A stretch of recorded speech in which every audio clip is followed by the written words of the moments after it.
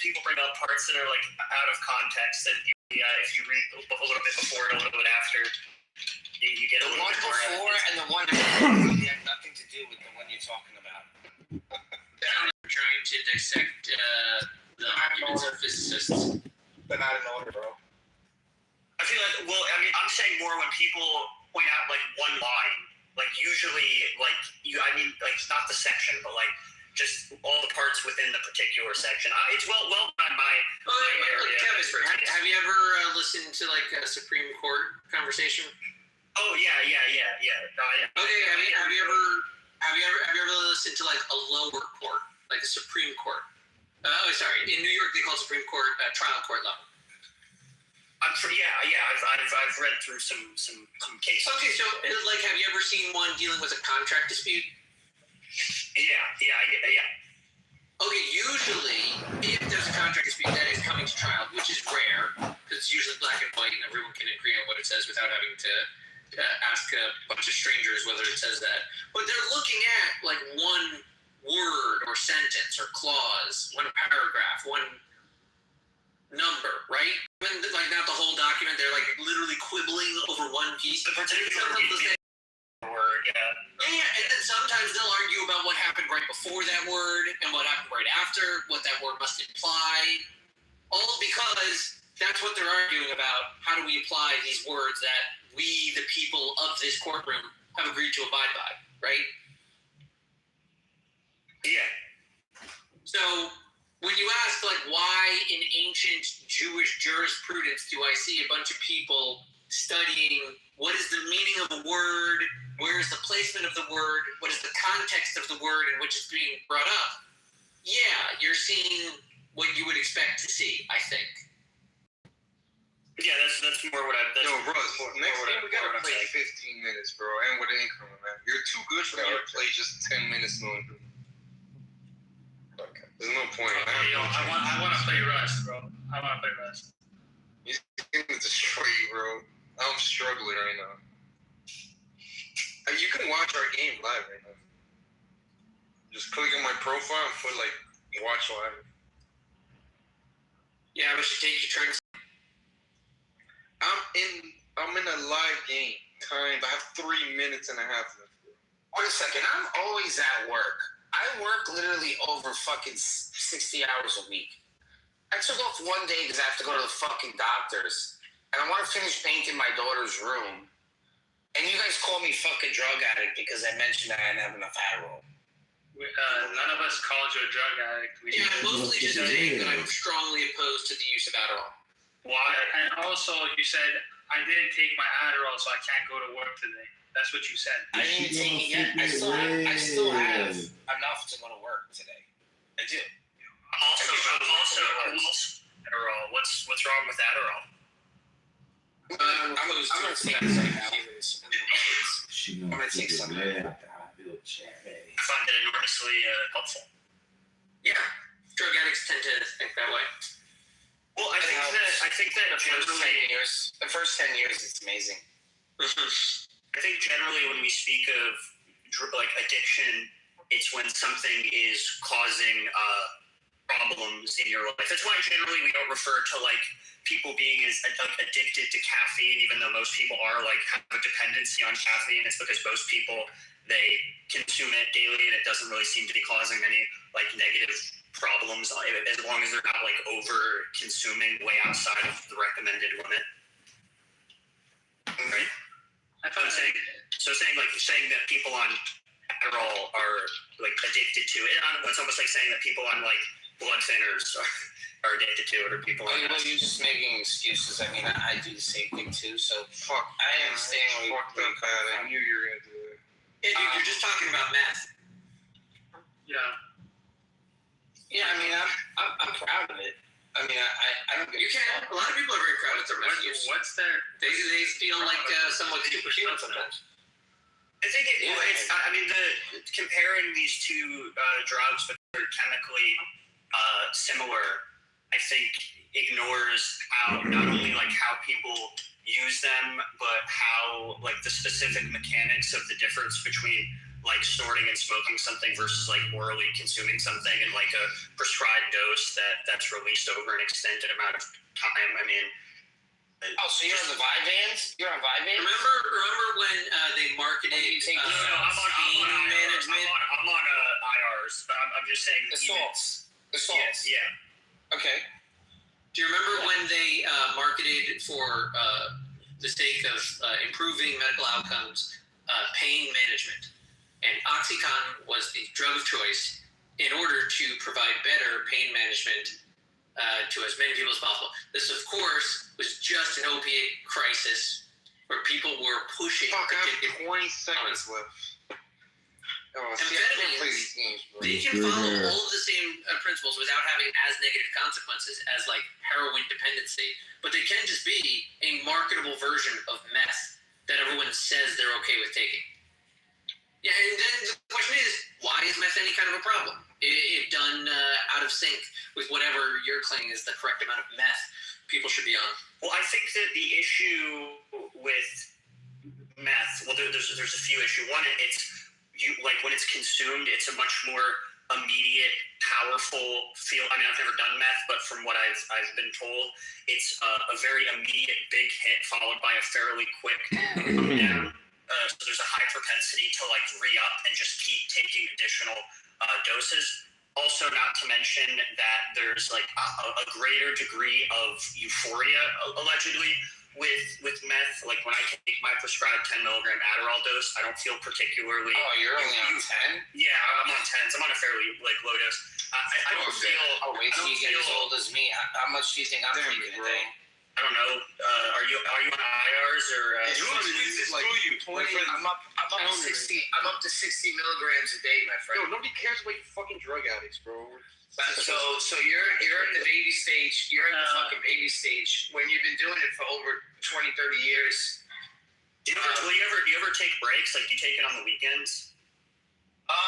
You see, so that right there, what you're gonna do to yourself is if you don't consistently, actually, let me take one right now since we're talking about this. Simon, do you want to Hold on a second. Yeah, I'll challenge you right now. What you're gonna do to yourself is put yourself in a sleep coma. That's what you're gonna do. I haven't experienced this. What do you want? Yeah. So if you don't want to take it on the weekends, which listen, hey. Yeah, 10 or anything below. Yeah, if you don't want to take it on the weekend, that's perfectly fine. All you're doing is you're gonna put yourself into a sleep coma, and then when you take it on Monday, it's just gonna hit you twice as hard as it did before because you took a break from it. Instead of sustaining yourself even on the weekend, even though if you don't feel like you do need it, you should be still taking it. My medical provider told me that I don't need to take it on the weekends. So that's listen. Case by case service. I'm not going to tell. I'm not a doctor, but as far as I'm concerned, if you're given medication, you should take it as prescribed. I was told I could take it as needed. Maybe you have a different. I think it would be helpful to not take something like every single day. I feel like that would reduce dependency and prevent you from. There's a trade-off of taking every day versus not, but I think the benefits of not doing it every day are reduced dependency and also reduced tolerance. 25. You see, I started taking it when I was younger than you, and I'm in my 40s now. Kevin's been 25. Kevin's been 25 for the last 5 years on.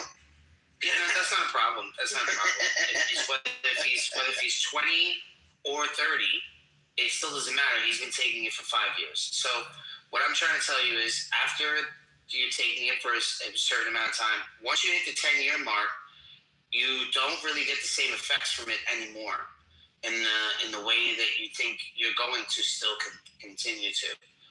So it becomes a way of life.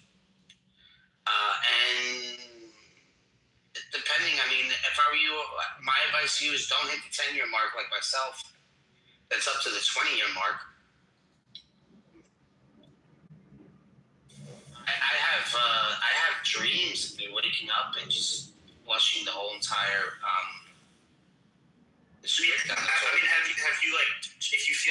problem. Assuming you've talked to your provider about could you titrate with it and reduce your dose over a period of time and then take a break of some kind and then get back on at a lower dose? Is that not to do apparently? Eventually, they never tell you to just go cold turkey because then you'll put yourself in a depressed coma. Yeah, that's what I'm saying. Especially if you're coming off of a 60 milligrams or whatever. I mean, that's a pretty fucking high dose. Maybe it's different because I didn't take it when I was a kid. I got prescribed a few years ago, so I was already an adult. So Ritalin is a lower dose for it. It's a lower dose. It's not a high dose, Ritalin. And I got a different feeling on that. It's a totally different feeling than taking the salts. I never went on the Vyvanse. I heard the Vyvanse are pretty good. They're a time release. Yeah, it's one you take in the morning and it lasts 8 or 9 hours or something. You guys are taking bath salts? Yeah, we're doing the salts. Yeah, but because I feel like the euphoria thing is a big difference between that and I've never done meth, but I've done other drugs that give you euphoric feelings, and I don't feel that when I take Adderall. I just feel I don't know, my brain's a little more quiet and able to focus better. You haven't taken enough. Just take a bunch. I'm sure if I take enough Adderall, I'm sure I would get some kind of euphoric feeling. You'll just throw it up. If you take too much, you'll overdose or throw up or whatever. But if you take normally 10 or 20 milligrams, bro, take 40 or 50. It sounds unpleasant. If I take my 10 milligrams and I have too much caffeine, I get anxious. So I don't know why I would want to take above my prescribed dose. Yeah, exactly. I think I've taken 20 before. Well, yeah, I know if you take 30 or more, you can get pretty high. You get especially if you don't. I've only done it a handful of times in college. You fucking liar. I've done coke a shit ton of times, bro. I'm not lying. Coke? No. Coke I never done. Oh, surprisingly. That's I've done a lot of ecstasy. I'm not trying to do Adderall. I've never done ecstasy. I'm intrigued by it, but just make sure you have a girl with you when you go out. You're gonna come back. I've done Molly with my girl. That shit was awesome. Yeah, but what I'm saying to you is that cocaine that's a drug. That's not that's not controlled. You don't know where you're getting it from. It's a drug. It's something that you can totally use. Yeah, these are all drugs. All of these are drugs, definitionally. They're just different kinds of drugs. But certainly, cocaine being cut with nasty stuff is a serious risk, and Yeah, they're not cutting anything down at the what is it called? The Rite Aid. Yeah, no, that's one difference. Also, I think that how you use drugs and the context in which you use drugs matters a lot. Exactly. It's not about of course the pharmaceuticals they're real. They're not cut, obviously. They're not. But you can abuse them just as much. Who's the guy that says? Because I haven't even been looking at my phone. Who's the guy that says that they take the 10 milligrams? Kevin, I take the 10 milligrams. So Kevin, you have to realize, right? The thing that you're gonna do in life will embrace your ADHD. My field and what I do embraces my ADHD. I cannot spend too much time on trying to get these guys to do the tiles in the bathroom because I'm already, talking to the paint guys. I'm already talking to the guys putting in the toilets and are the toilets in? These sort of things. I can't focus too much time. Then I'm going to the roof. We're talking about mechanicals. So the job is constantly moving and constantly evolving on a day-to-day basis. If I spend too much time on one topic, I'm going to lose out on the other things. Yeah, no, that's why I agree. Finding finding a job that allows you finding a career in which your ADHD is not necessarily a drawback is important. I'm currently trying to find work that's a bit more stimulating, just because my current job I don't have enough experience. I think that's super important, Kevin, because then it's gonna fall into where you are, what you do best, and what you do best is working under pressure. You know, very true. Very true. And when I'm engaged in active problem solving is like flow state for me, where I could just work for like 7 hours without stopping. Yeah, I mean, long periods of time. That's one thing. Me, on the other hand, you know, I'm working really early in the morning, and men produce the most testosterone from 6 a.m. to 12 a.m. 12 p.m. You know, in the morning time, those 6 hours. I'm aware of the morning testosterone peak. Yes. I'm a healthy man. You know, that's it. So everything after that, it's gonna be, you know, you planning for your next day, so on and so forth. That's my routine. You a bitch, nigga. You a bitch. What did Megatron do to you? You got a big ass forehead, though. You a bitch. God damn, that is quite a forehead. Come on my forehead. Come on there. I can't even get excited with that forehead. Please. I'm gonna move through my forehead. But you know, I was watching this thing, and I think this woman is a hijabi, because there's no way that these hijabis are not hookers. I was watching this thing. Jesus is a prophet. You know that. Who's a prophet? Jesus. I don't know what you're talking about. Jesus is a prophet. There's a lot of. Jesus is a prophet. There's a lot of Puerto Rican guys. Jesus is a man. There is Jesus. Yeah, there is people named Jesus. Jesus and they are is a man. You know what I mean? Like, Jesus is not God. Jesus is not God. Not Jesus being God. Yeah, what the fuck are we talking about? Jesus is not God. Will never be God. Seriously. Yes. Yes, he was born in a miraculous way, but that doesn't make him God. Yes. Who cares? He was born without a father, but that doesn't make him God. Boring. Yeah, I feel like there's a billion churches you could walk into and have this exact conversation with people. Jesus is not God. Okay. Like I said, why is your mouth so fucking close to the mic? Because I have a mic and I can get close to it. Can you just move it a little bit farther away instead of get closer from your booty hole? Can I get closer from your booty hole? Maybe, you know, take me out to dinner and we'll talk. Dinner, bitch? You don't have a pussy. You don't have a pussy. You have a booty hole. Come on. Okay. What's happening here? Come on. Is this a guy talking? Shut up, Simon. Shut up. Why? This is what happened when they defunded the mental health institutions in the 80s and just put all these people to work. No, Kevin, this is your precious postmodernism in action. This is postmodern. Is it neo-Marxist postmodernism? Yeah. Or is it regular postmodernism? This is the fruit of capitalism. No. Just remember that.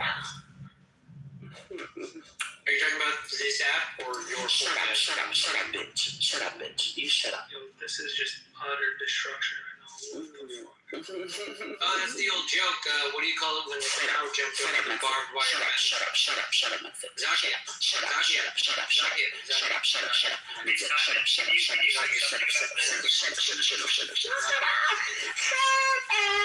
Rocky. Yeah, absolutely. Okay, what do you call it? What do you call it when a cow jumps over a barbed wire fence? Utter destruction. Or that, I guess. Holy shit. You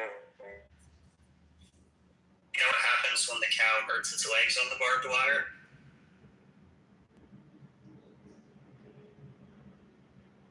What?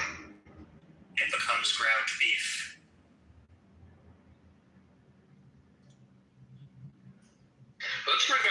forehead person again.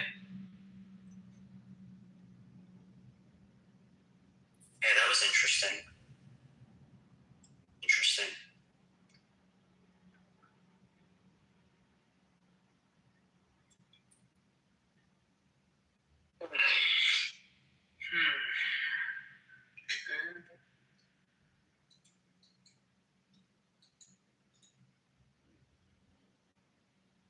What are you always clicking at, Simon? You're always clicking fucking something. What are you clicking? You clicking or cooking? He's always fucking clicking. Clicking with his little mouse. He clicks so frantically. Hey, I recently upgraded my keyboard and mouse setup, and it was a very good decision. I've always just used the shitty one that my work gave me, and upgraded, and highly recommend if you're an office white collar worker. I won't get into it, but if you want good keyboard and mouse recommendation, for productivity, let me know. What is he clicking on now? Hey, Clicking on something. What if Simon's just doing online gambling and he's just like spamming the roulette wheel and the e-slots? Yo, how's this game not over? I've been playing that New York Times, the Scrabble type game. You mean Wordle? No, it's called Crossplay. Oh, I ain't heard of that. Pretty good. Pretty good. Yo, Simon, can I help you? No. Well, come on, you have a really good move right now. Do it.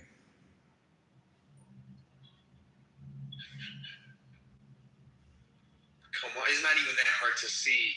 Oh my lord.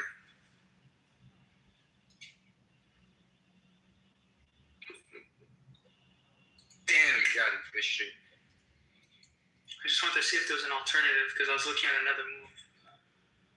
Because he has another move. But we'll see what he does.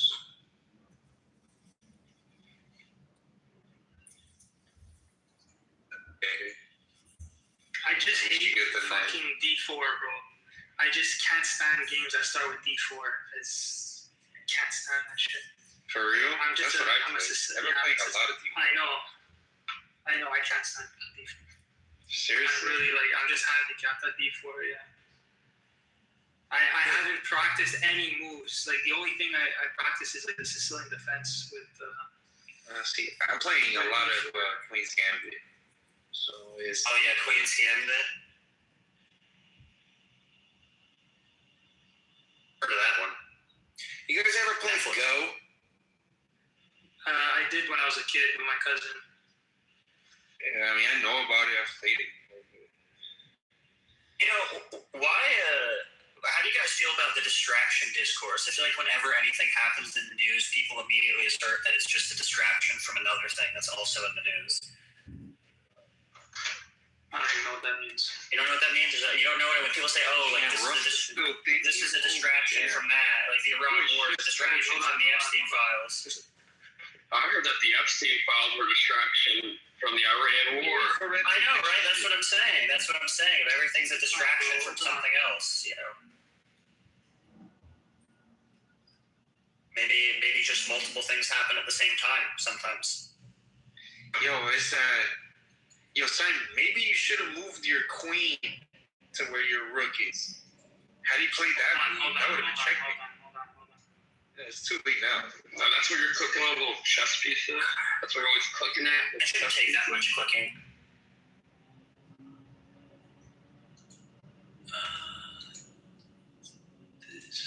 Oh, fuck, I didn't even see the time. I'm not used to playing with time. Yeah, exactly. I mean, you got him thinking a lot. That was really good. You just kind of caught up on time.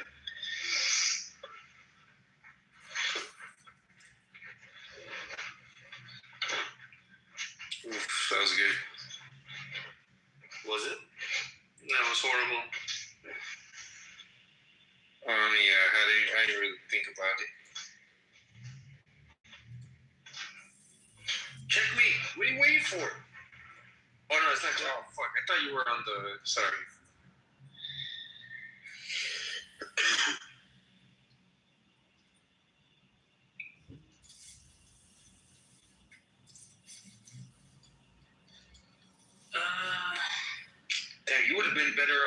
moving behind the rook, man. I'm listening to two people play chess. This is remarkable.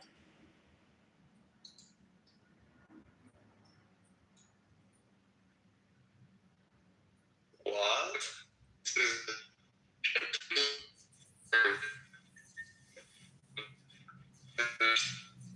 Is this a distraction from the Epstein files? Oh, It probably is. fucking Tajiro.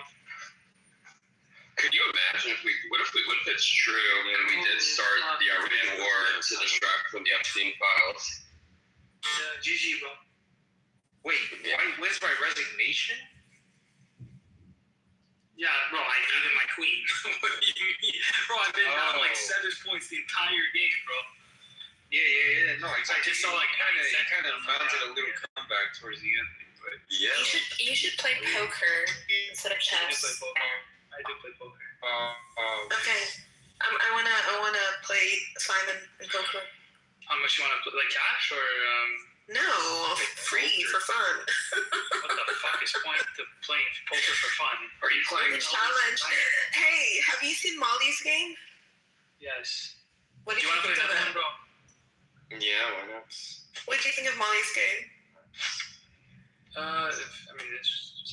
From what I remember, it's okay. Mm.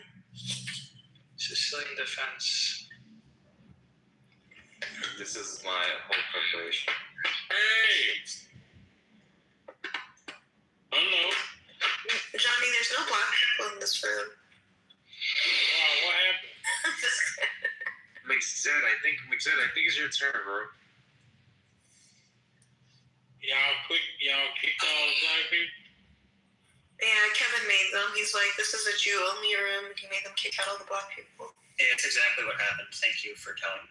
Oh, Jew. Because he was too busy taking meth.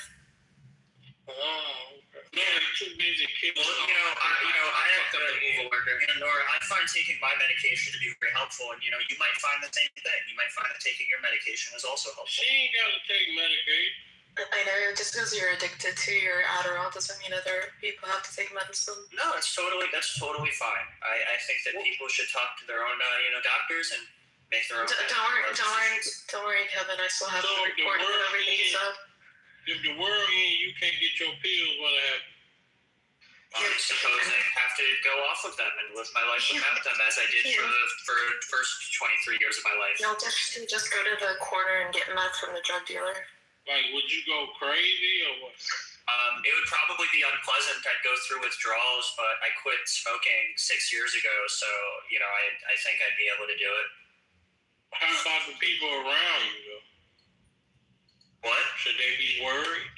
I don't think the people around me should be worried. I have a good job with sick time. I could just use some of that to go through withdrawals. I could check myself into a hospital, and Like, would you be a threat to them? That's what I mean. would I be a threat if the You sound very agitated. I think you might need to go to your psychiatrist and titrate your medication.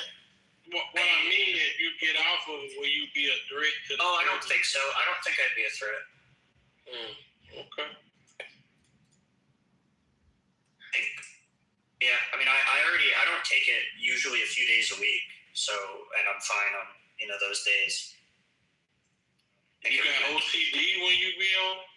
No, I have ADHD. I don't think they prescribe that for OCD. And Simon, you want to play a time game, or are you playing right now? Bro, I haven't played a time game in probably like a year, bro. Like, this is just I usually. Well, you did really good against Rust, actually. I mean, so the last blunder you did decent. Really good. What was that? I mean, dude, fuck! I didn't know Russ was again in rapid. He's damn near 1600. That's good as fuck, bro. Like, hey, Russ, have you met my friend Abe? Yeah, I think I met him once. I think you met him, or I think I told him that you played and you're pretty good. Like, he's at another level. He's like 22, 23. He's at like a chess.com like coach, like diamond certified coach and shit. But So, Miss Simon beating you in every game? No. You beat me the No first way. game. When we got a draw in the last game. Simon is decent too. He's, he's more or less my level. So is McZed. So like Simon, you would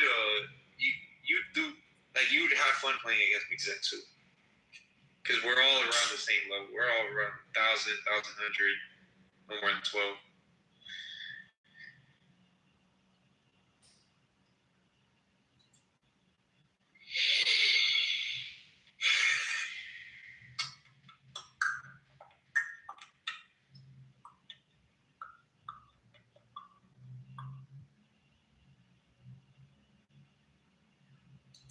When did you all start playing chess? What age? I actually started playing when I was in grade 1, so probably like 6 or 7. That's when my But like I cousins stopped. I was in the chess club. Were you beating people at 6 or 7, or were you just playing? My first tournament, I came second, but then after that, I just Same age or older? Yeah, it was maybe 6 months in, so probably 6.5 or something. No. Were you playing people the same age, or were you playing people older? I mean, I don't remember now. I remember. Tournament, you beat. Tournament. Chess tournaments. My little cousin, when he was like 6, he was playing and beating adults. No, I wasn't great. It was just. I was just playing. Fuck, what am I doing here?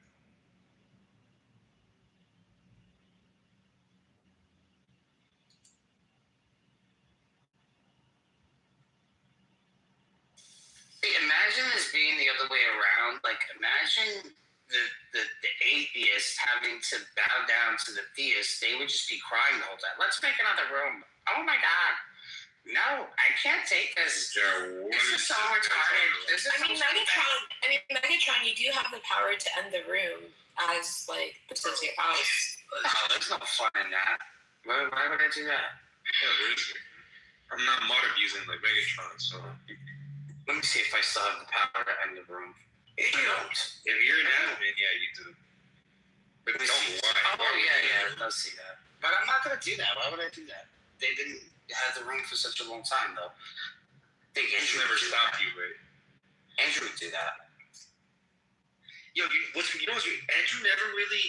So he opens public rooms, and he always like pins a link to his like guys. I blocked him. I blocked him. I need to tell him. You know what I need to do, man? I need to stop dogmatically just going in those rooms because I'm just so used to always going in those rooms. So if I told myself, I said, listen, if I don't need to be in those spaces, right? I was like, I just need to block them. And I'm not gonna lie, like, house is so much better. I'm not promoting that you do it. I'm just letting you know that his rooms are highly toxic and they're really not good places to be in. Clubhouse is only this 7-day Adventist guy. If you notice, right, the 7-day Adventist guy is there just to trigger every single theist. The black dude? Yeah, he's only there to trigger us. He is there to just mock. You know, there to just mock us. He hates Catholics. He hates Eastern Orthodox, and this is his view. And then he has his buddy there, Converse, the other heretic, that wants to Converse is Catholic. Room. Isn't Converse Catholic? He's Christian. I don't know if he's Catholic. Not Catholic. He's a wannabe Hebrew Israelite. He's a white Hebrew Israelite. He's closer to like evangelical or. Yeah, man. You know I'm a Catholic. Clubhouse was so small that atheists, objectivists, Zionists, like they're all merging into one room. Into the Muslim rooms. That's what Everything's overlapping. Listen, you have Mahdi now. That you have him calling other Muslim Zionists. It's amazing. Who? What's his name? Oh, Mahdi. Mahdi he's Yeah, you know Umar? Umar was he was talking to me and Abe like yesterday, and he was telling us that he doesn't think Mahdi's a Muslim. I was like, wow, I didn't expect that. I mean, he does reject hadith, and to be a Muslim, you have to accept Sunnah and Quran. He's really picky with the hadiths, but he's not Quran only. Like, he does accept some hadiths, but he does say, like, there has to be, like, all this strict, I don't know, documentation. Like, he's pretty strict with the hadiths, but he does accept some hadiths. He's not Quran only.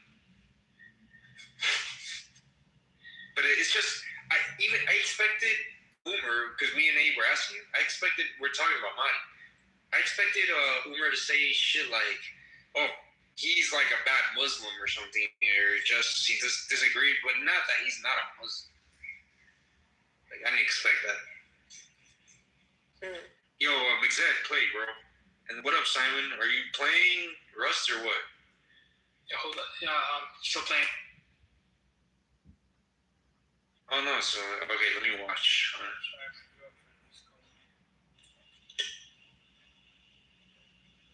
Interesting. Being Islam is a sex religion. You can fuck and rape any religion. That is what Islam doing. Yeah, I'll do it in 5 minutes. Oui. Bah, c'est pas plus important, and I'm playing. No, I'm actually waiting for my code to compile. Ouais, toujours. C'est vrai que ça te permet de dire que c'est normal de justifier cette partie des choses. Oui. Pourquoi pas? Parce que c'est débile. Bah, Ça fatigue. Donc, tu pourrais. Yo, is that French? Yeah. Lancer le dossier. That's right. This guy lives in France. Qu'est-ce qu'elle dit? Simon's French is not very pretty, but her French is very pretty. Because Simon's Italian. He's Like Italian. the way she's talking, it's like, ooh, it's nice. The Simon's like, Yeah, she did sound kind of nice, I guess. Although, I mean, you could tell, like, when they have, like, that natural, almost pretentious sounding French. I think just by how it sounded even nicer than Spanish. I would say French is nicer to the ear than Spanish. Well, that I would say it's, like, kind of up to, like, the person, because Spanish can sound really nice, too. You hear Colombian girls talk Spanish, and that's just sexy as fuck.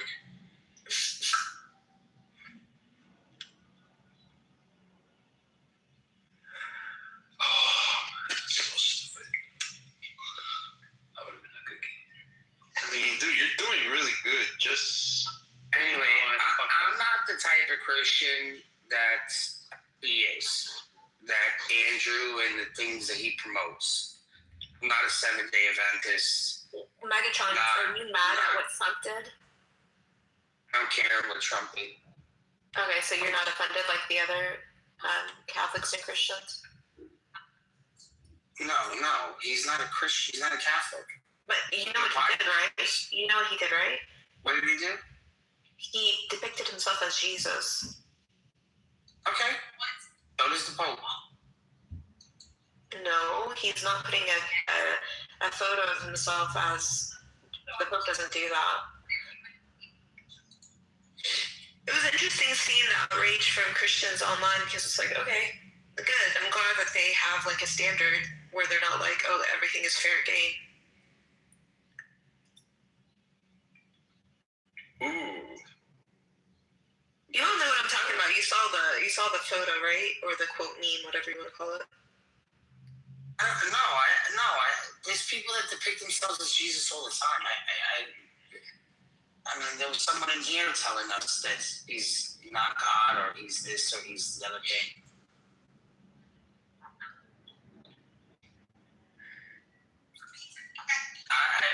That doesn't bother me when people do that. I mean, you have Jewish calling themselves rabbi. Jesus called himself rabbi. Am I saying that they're wanting to be Jew? They wanted to be Jesus. Rust is winning all these games on time, bro. That's ridiculous, right? No, what Trump did was pretty blasphemous, and it's good that people are calling it out.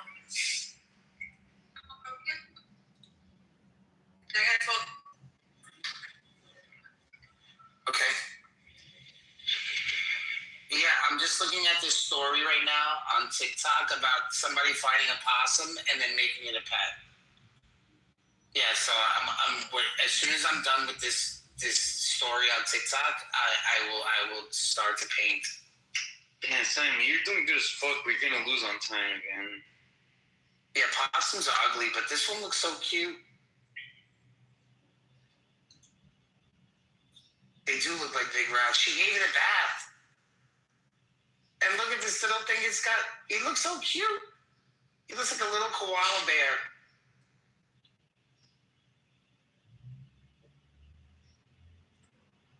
I'm sorry, babe. It's just, you know.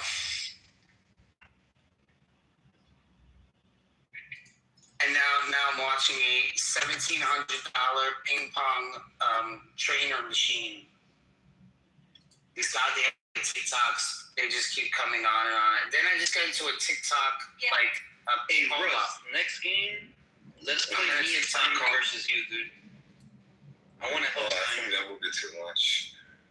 No. Yo, it'll just be more. I guess. You're gonna win unless you play more time. Yes, Simon would have a chance for more time. So would I, probably. I have a chance to, like, maybe not win, but maybe get a draw. But, like, yeah, he's got 20 seconds left, dude. There's no way. You're winning all these games on time. Play 15 plus 10. At least with, like, incrementally.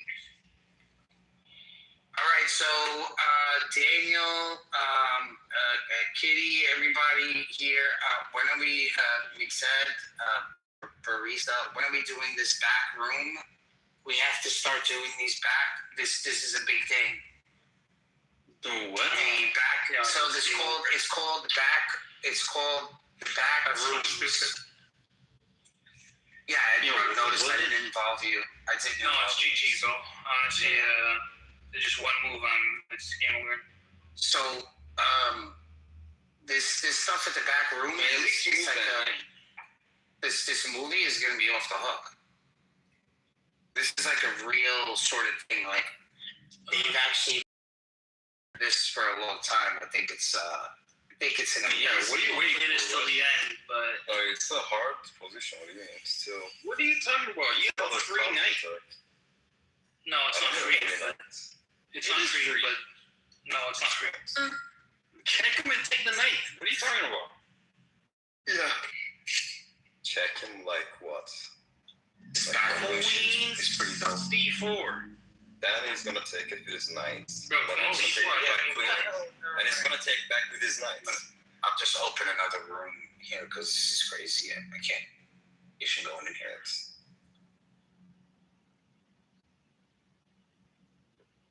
I mean, Simon, you need to, if you want to keep playing, you gotta, as soon as he moves, you need to move.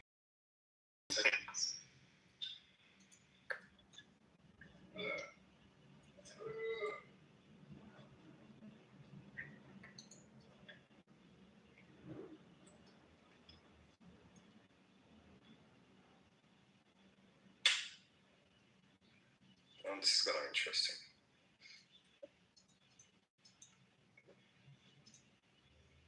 You're not a true competitor, Simon. You have to play for money to be competitive. Rip. Move. Oh, I was gonna move C3. Yeah. Hey, Russ, let's play against you, bro. Okay.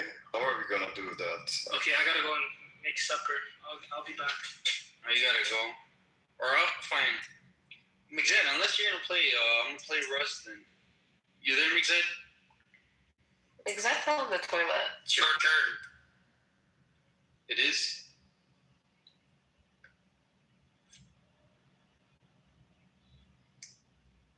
What's surprising this time is really solid. Like, even though I get an advantage, he uses the positional advantage to gain back the piece. And it doesn't like take a couple of moves. It takes like 15 moves to get back the advantage, and it does it.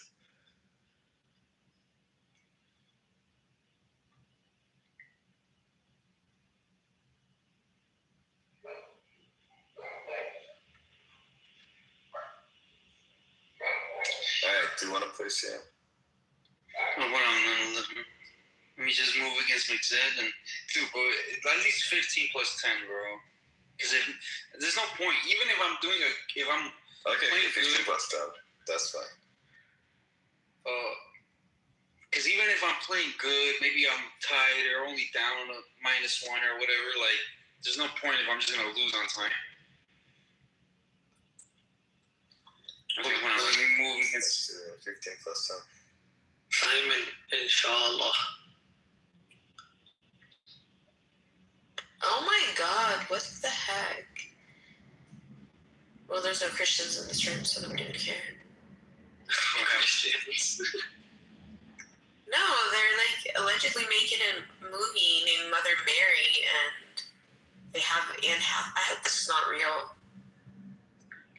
Why would Christians care about that? She's naked. Muslims. Oh shit. Muslims Like, care. how much is? I mean, I think a Christian would care too. Right, Muslims think that. Well, they care about what Trump just did. I'm sure the sources of media you're reading about what is happening has informed you of this, yes.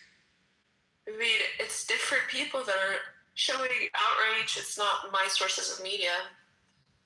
It's like a variety of a sample size. Jerk.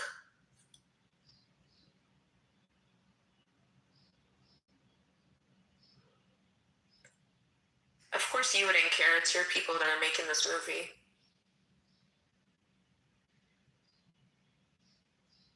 Let's see if he's a Jew. David Lowry.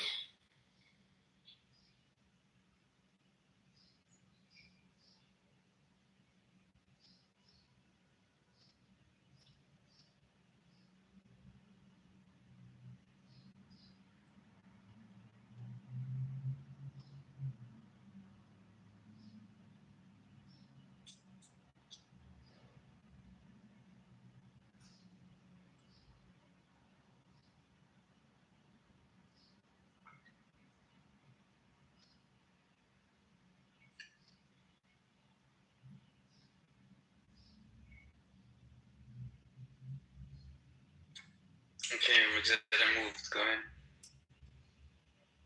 Oh, shit, Sicarius is back. Do you play chess, Sicarius? No, I'm really bad at it. I mean, we're all here losing to fucking Rust. He's winning on time for the most part. Yeah, Russell's fucking brainiac. Dude, yeah, bro. He's damn near 1600. That's super good. Let me see.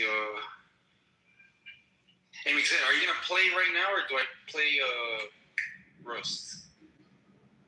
I moved. Yeah, next up, do you want to play? Okay, let me invite you.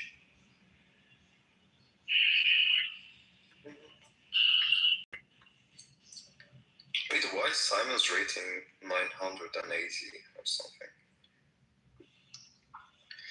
I don't think he plays that much on. My real rating is really like 1200, but like on mostly correspondent. Most of the people that I play with, because I don't play that many random people online. I mainly play people I know. Because like I don't like just playing. I also like talking shit, like bragging rights and shit. True. So that but then most of the people I play only play correspondence. Well, some of my friends in real life, like we play while we're at work and shit. So they don't take fucking. Yeah, they think like a 15-minute game is gonna take like half an hour, which technically could take up to like half an hour. Hey, yo, Mixed, are you gonna play? Do I play Rust? Okay, I'm gonna send. Can you give me like 2 minutes? I'm smoking right now. I gotta get back into play. Okay. Hey, I can't believe you had chess.com this whole time. Should have. I don't have it on my phone. It's only on my I use it on the browser. Oh, but wait, I mean, you can get chess.com on Android, right? I have iPhone. Oh, then of course then you can get chess.com on iPhone. That's what I have. Yeah. I don't like chess.com, Janov. Why not? The chess is like non-profit and provides a lot. No, sure. I mean, but like, yeah, it's kind of ideological.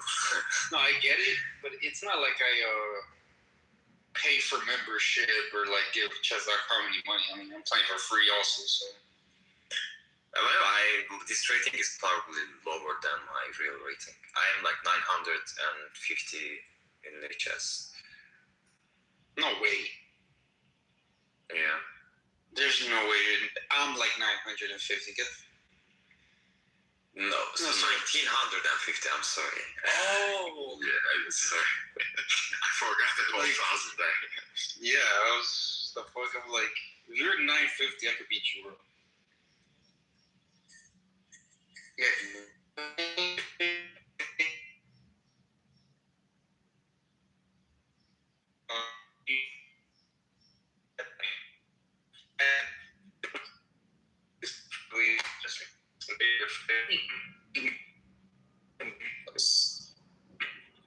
Is it CM or my connection? No, that's CM. CM tweaking.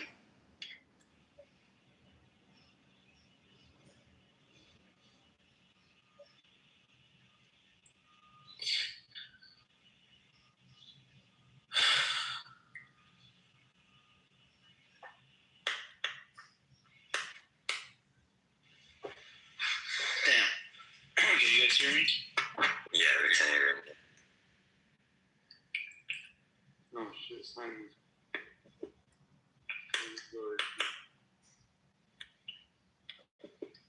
Yo, making good. What up? Yo, CM, how did you get power in this room?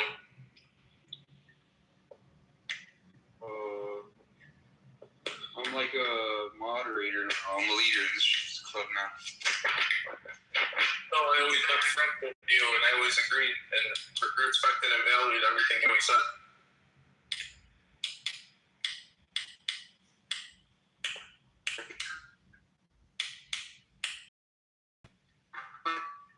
That's only the stuff that agree with me.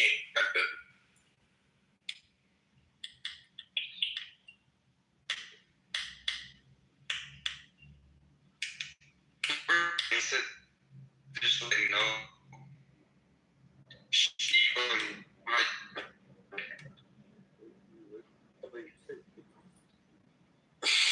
See, I'm just like. What was it? I'm joking. You might get. I'm ready. Yo, what happened, Carly? What the fuck did I do? Hey, do you play chess pros? You keep dropping out, bro.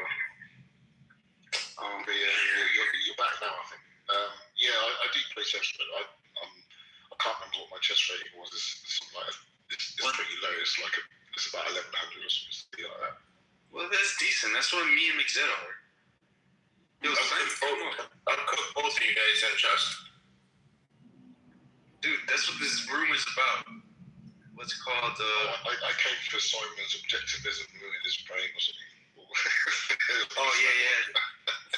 No, we actually made some progress. For the first time, I made some progress with Simon. So he kind of got me to concede morality's. But it's not even conceit. I mean, I would always say that morality's contextual, or like it's based on, because he's like, he's using all these weird ass terms like, it's about your relationship to facts and this, and I'm like, bro, what the fuck? Like, he's all like, I hope he's here. Simon, come up. And I'm just like, okay, let's just call that context. And because obviously I'll agree to that.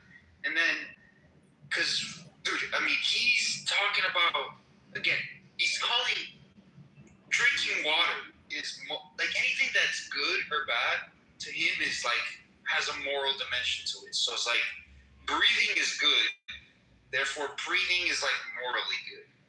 Or like not drinking water is bad, so that it's not drinking water is immoral and shit. Like, but it makes no sense. Yeah, that sounds problematic.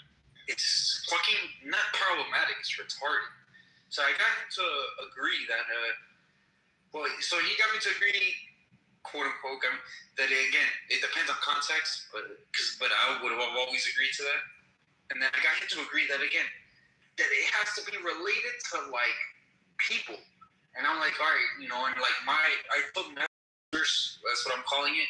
Like, for example, who you consider your moral agents, and then what objects or things or people you consider to have moral worth. Like, you need to define that. Like, you know, so obviously for me, moral agents are people.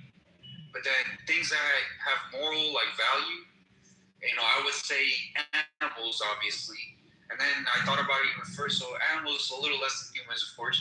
And then even then, I was even saying, I would even say something about, like, the environment. Like, I would say it's immoral to just dump poison. Please tell me what was the topic from the beginning. No, bro, hold on. It's like dump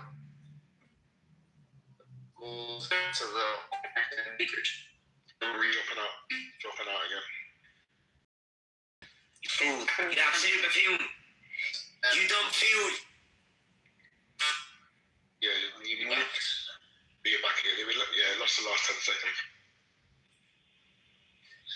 No, so I was just saying about like the moral hierarchy, for example, that I was saying. Obviously, is humans at the top, and then like a little bit under that are about animals. Yeah, then animals. Because I'm trying to tell him, because he's again. And then you said something about dumping pollution in the environment. I would also say it like, yeah, exactly. Dumping, waste into like a lake for no reason or whatever is kind of immoral as well. Like environmental shit. Yeah, I think normally what I would say is like it's normally like interactions between conscious beings. So like you could look at like dumping pollution in the water will affect other conscious beings. Like exactly, it would affect other humans and other animals. Yeah. I mean, some people go a bit further and just say it's like it can be just one like conscious being and something happening to them, like getting cancer or something, is immoral. Some people go that far. I wouldn't go that far, but yeah, that's sometimes it just takes one conscious agent. But normally it's like some kind of interaction between two conscious beings. Like if I kick a rock, you're not going to say I did something immoral. But if I kick a cat or a dog or something that's conscious, then it's more consideration. Yeah. That was my main example to Simon. And my dad obviously started fucking trolling, but I'm like, exactly. I was like, if you kick a puppy, to me that's immoral. If you kick a chair, like there is no moral dimension to that whatsoever.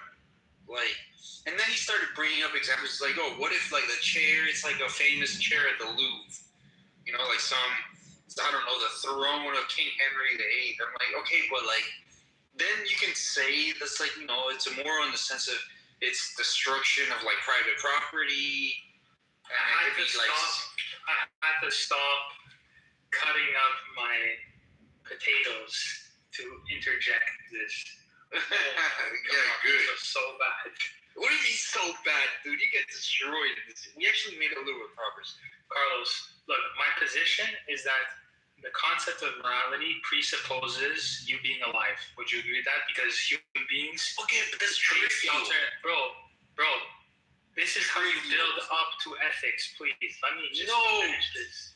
Because then, again, how about stop with the shit? You're going to get to obfuscate the position. You're going to get to dumb things like... Let him do it. I want to hear it. Look, let me just do it. You're in the picture. Forget the breathing. That's just a biological function that you require to operate as a human being. It's good because you're human. That's it. Now, just bear with me. So, would you agree that because human beings face the alternative of life and death, that you cannot act morally if you're dead?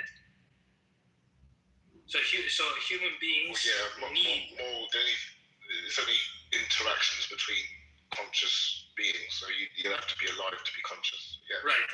Okay, perfect. So then now, the fact is that because human beings face the alternative of life and death, they need a code of values in order to sustain themselves. So this is just the meta ethics. This is at the fundamental level. If you want to be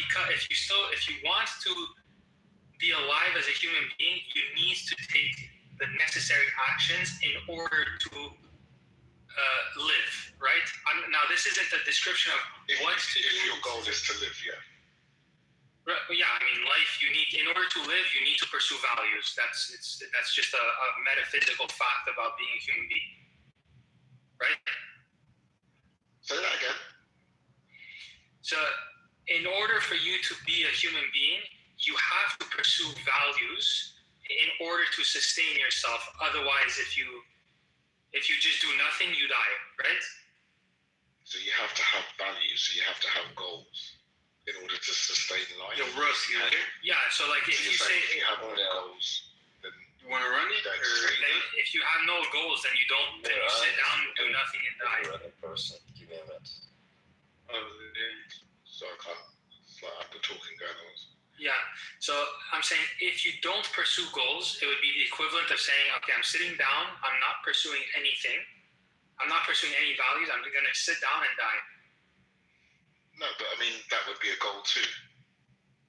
Like if you wanted to pursue... Yeah, but you're not pursuing a value. Yeah, and that's fine. You can. If you want to pursue death, then you die. So you can have a goal to live and you can have a goal to die. Yeah, but you can't pursue values and die. Because values is... Well, no, you can have the value, like committing suicide or euthanasia would be a value. I mean, that wouldn't be a value. You can pursue it. Well, value is something you act to keep or gain, right? So like, yeah, I'm not sure I'm with you here. I'm not, because you said like to be a human being, you have to have values or to sustain life. Well, I don't think that's what makes you a human being. You can have values that don't do that. But then you die. Then you can't. Then you can't be a human being. You still be a human being. You still be of the human race. You just wouldn't be an alive one. Well, I mean, that's why at the beginning we said, like, you can't be moral and be dead, right? You can't be moral and be dead. Yeah, but you haven't got to morality. You just talked about having goals, which is like. Right. I'm saying, like, in order for you to be alive, in order for you to sustain yourself, you have to pursue values. If that's your goal, yeah. Right. I mean. Well, no. He's saying like. By definition, meaning like if you are a living thing, you are a mass of matter that is pursuing a goal, a concerted effort to live in whatever way they keep replicating themselves. Yeah, I'm saying in the absence of living things have to go. Damn, that move was clutch for us. No, I'm not saying it makes you human. I mean, plants. Yeah, I was watching at the end. Plants have to pursue values in order to sustain themselves. They just don't do it volitionally. It's more of an automatic function. Anything alive must pursue values, otherwise they go, not alive.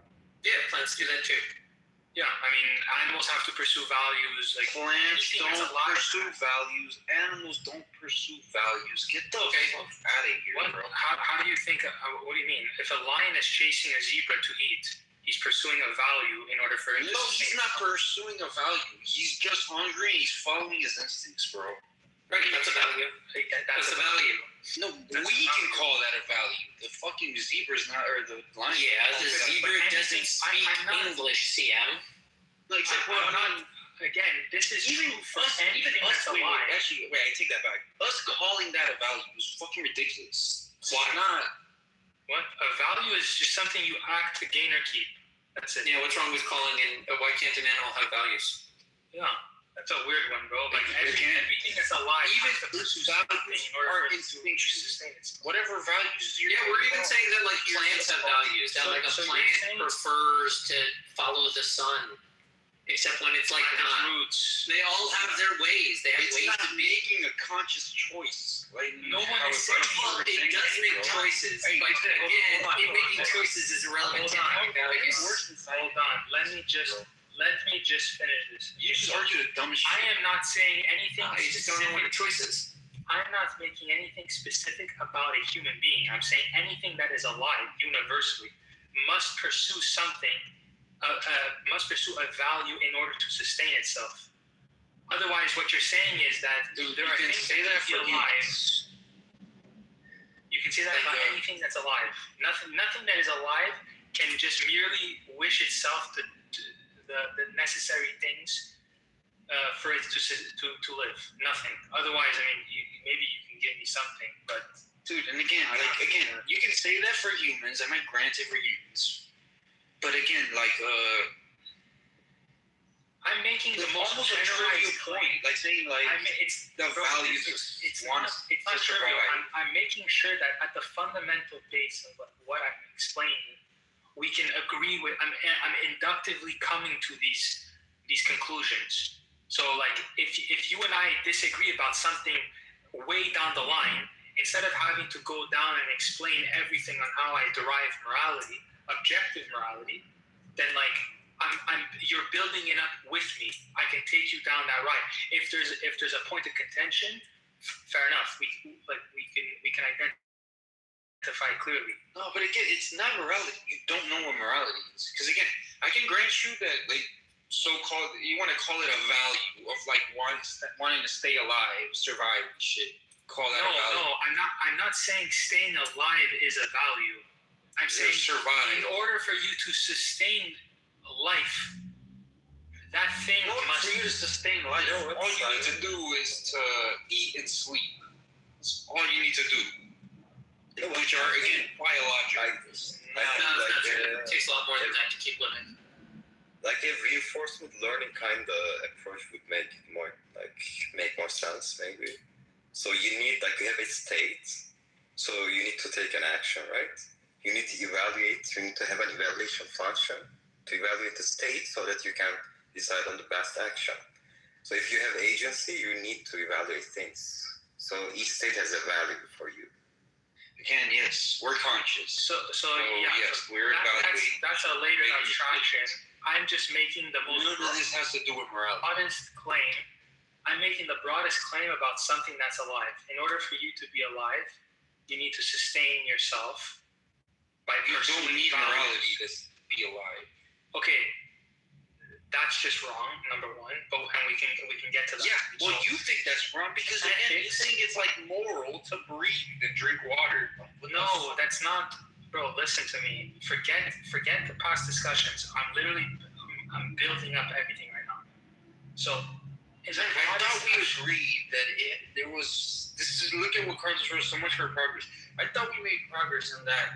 I conceded. I agreed with you that again, it's contextual. It's all based on context, which is the dumb shit you were saying. Oh, it's how you relate to facts and blah blah blah blah blah. It's like, okay, stop using all this weird language. You're just muddying the water. Let's just say it depends on context, or etc. But you agree? That's just a consequence. I'm literally building. But then you agree with me that again, the only time the context is when it relates to again either other humans or again in some cases animals, and then I'm even willing to go as far as again the environment. And shit. Why can't I just derive this with Carlos again? Also, I can't get challenged, yeah. Yeah. So how are you defining value? Something that one acts to gain or keep. Something that one acts to gain or keep. It's a rhetorical definition of value. Have you got a different way of explaining what value is? This is literally reinforcement learning, Simon. So funny. Have you ever taken a course? No. Reinforcement learning, no. You're using AI language. No, I'm using. Here we go. A person's principles or standards of behavior, one's judgment of what is important in life. Yeah. You need a reward function. That's what Simon is saying in the terms of reinforcement learning. So when I talk about values, I just talk about having a goal or an objective that you're pursuing. Yeah, it seems like it's a reflection of an independent consciousness of value. Yeah. I'm saying that when you impart values, that's a selfish expression of a perspective, right? Values are what I hold, not what are objectively held as valuable. So I'm saying value is an expression of consciousness, that I have a perspective and I am sharing it with my values. Exactly. And when I say that you have an objective value, it means in relation to that fact, it's beneficial for your life. I mean, isn't that true for everything? What do you mean? Well, like, for example, like the concept of nutrition and poison, like, you would never say, like, oh, poison is really good for you. But would you say that poison is valueless? No, I'm saying if you want to sustain yourself, you go towards the nutrition. If you want to kill yourself, you go towards the poison. But the evaluation... I'm saying you... In a descriptive sense, then there are like objective ways to achieve certain goals. Like, is that what you're saying? Objectivity is the cognitive process. So like you're not like there are people who would be like, yeah, I feel like poison is really good for me. Okay. So like so I would say that like that's a cognitive error because you're evading the facts of what number one poison would do to you, and then you're making the evaluative term of saying poison in relation to my blood or whatever, my kidneys, my heart, whatever, would be beneficial for it. But because you're evading the facts of the poison doing that to you, you're making evaluative claims saying it's good. But good means that it's good for your life. Yeah, so I mean, this all kind of seems to like rest on a hypothetical. Like, if you want to pursue this, then these are the right ways to do it. The right way to do it is more of a scientific issue, but the philosophical thing is what constitutes as good and bad, and then you have to identify the fact, like, because it's not like we're just born with understanding what's nutrition and what's poison. So you have to identify what those things are. With that, I mean, doesn't our body naturally understand it?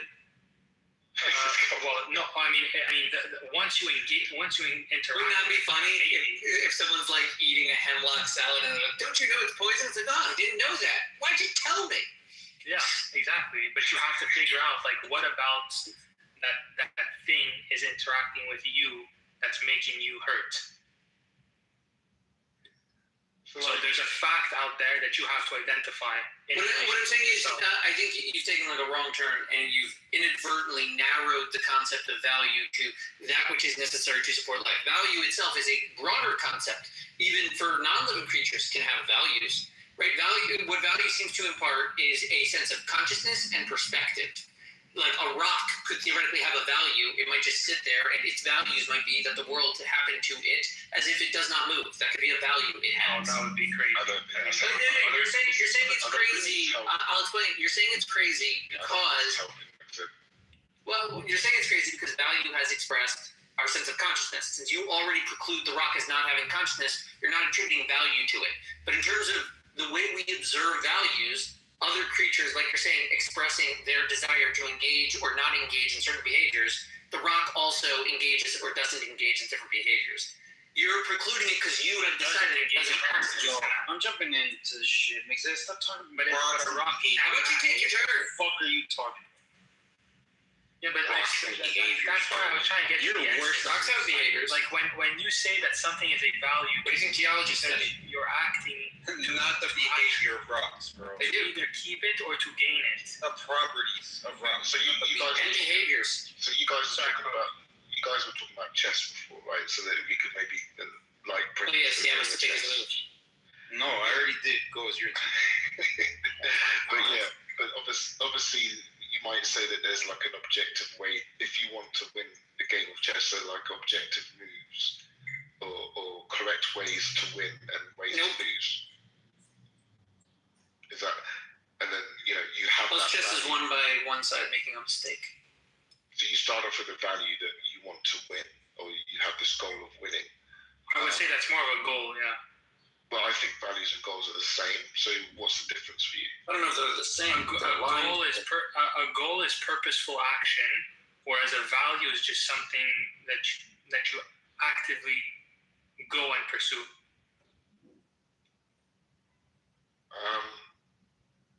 It sounds like they could be both. What's the distinction? Between goal and value. Yeah. So a goal is that you have you've identified what the value is, and then you go and you have purposeful action to achieve it. Whereas a value, you're saying this is what I'm trying to act to keep it. Yeah, I'm not sure that there's a meaningful distinction there. I don't know. Maybe you might need to work on that. I don't know. I'm not getting it anywhere. I don't know if anyone else is. Simon's definitions are like the worst thing I've ever heard in my life, dude. Rude. Simon, do you want to use reinforcement learning terminology? This is literally what you're describing, by the way. Can you check my photo? This is very, very basic, nothing technical at all. So. That's the entire point. I'm inductively coming to my morality. I'm not going to go into the most. What I'm saying is, for your case, value is policy, right? And goal is the end state. You know what? That's a good point, actually, Russ. He is trying to describe morality as mechanical or algorithmic, the way a reward function works for AI. He kind of is. That is what he's attempting to do. It's like a descriptive notion of morality rather than normative, I think. That's what morality is. Yeah, and that's 100% correct.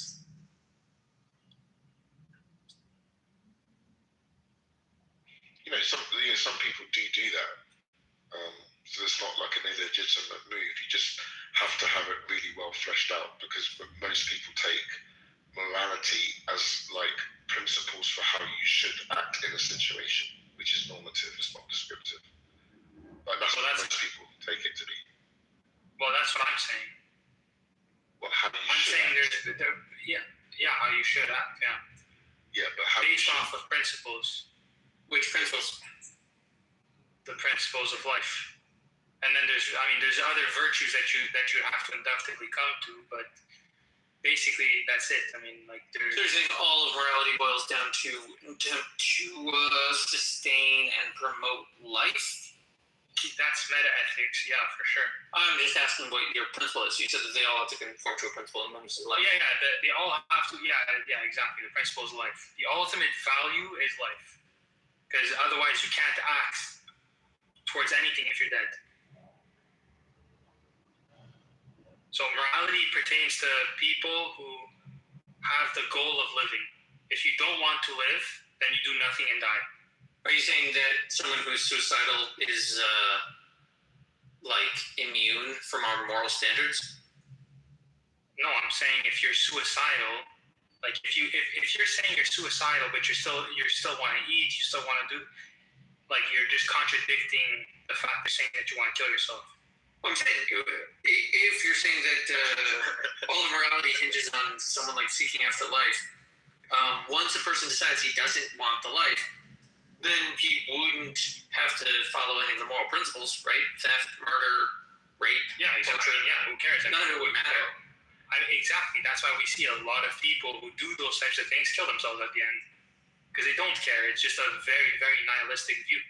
So you say morality is tied to our desire to live? Yeah, exactly. Mm-hmm. I hear.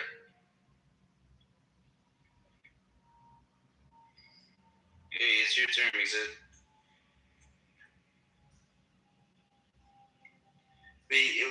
So Simon, actually, I think Russ kind of helped you the most here. You are trying to describe your morality. Again, it's some objective thing. like algorithmic, objective, fucking with some again like almost objective reward function. I don't think it works, and it makes you say weird stuff. Like again, like you talk about things that are not moral agents. But if you think about it, like morality is about decision making, no? Yes. Decide on which action to take. Well, Yes. sure, it is about the how making, but again, it's about decision making with respect to again things in the so-called what I'm calling the moral universe. Like it's not your decisions to how you like treat a chair. It just doesn't count as moral. I wouldn't say that it doesn't count at all. I mean, like once you makes that nobody's talking to you, bro. You're just I'm saying, well, no, you take your turn. You can talk. arguing for no reason. I'm not arguing for no reason. Make your move and shut the fuck up. Yeah, take your turn. But I was going to ask something. How do you address the Israel gap? That might help. Yeah, so every is implied, I'll go a step further. Every is implies an ought, right? Because human beings face the alternative of life and death. You can't just magically wave your wand and say, oh yeah, the most lethal poison on the planet feels good for me. So like you can't pursue things that just would kill you. Okay, is So this like, how you? the fact that you are a human being implies How does how that you work? have to act. Here. I don't think neither you or Ayn Rand saw the Izot thing. What are you talking about? She was way after Hume. Yeah, but no, but he's saying like It's your turn. because I said that she has solved the is-odds problem by correctly identifying that you as a human being face the alternative of life and death and cannot like willy-nilly say anything is good for you. So the fact that you are something that can die implies the things that you need in order to survive. You need to pursue the things to survive. These are all correct principles. Very good, Simon. I am. Fuck, hey John, bro, they told me you are streaming. You fucking lied. Son of a bitch. I didn't even kick him, but he comes back over.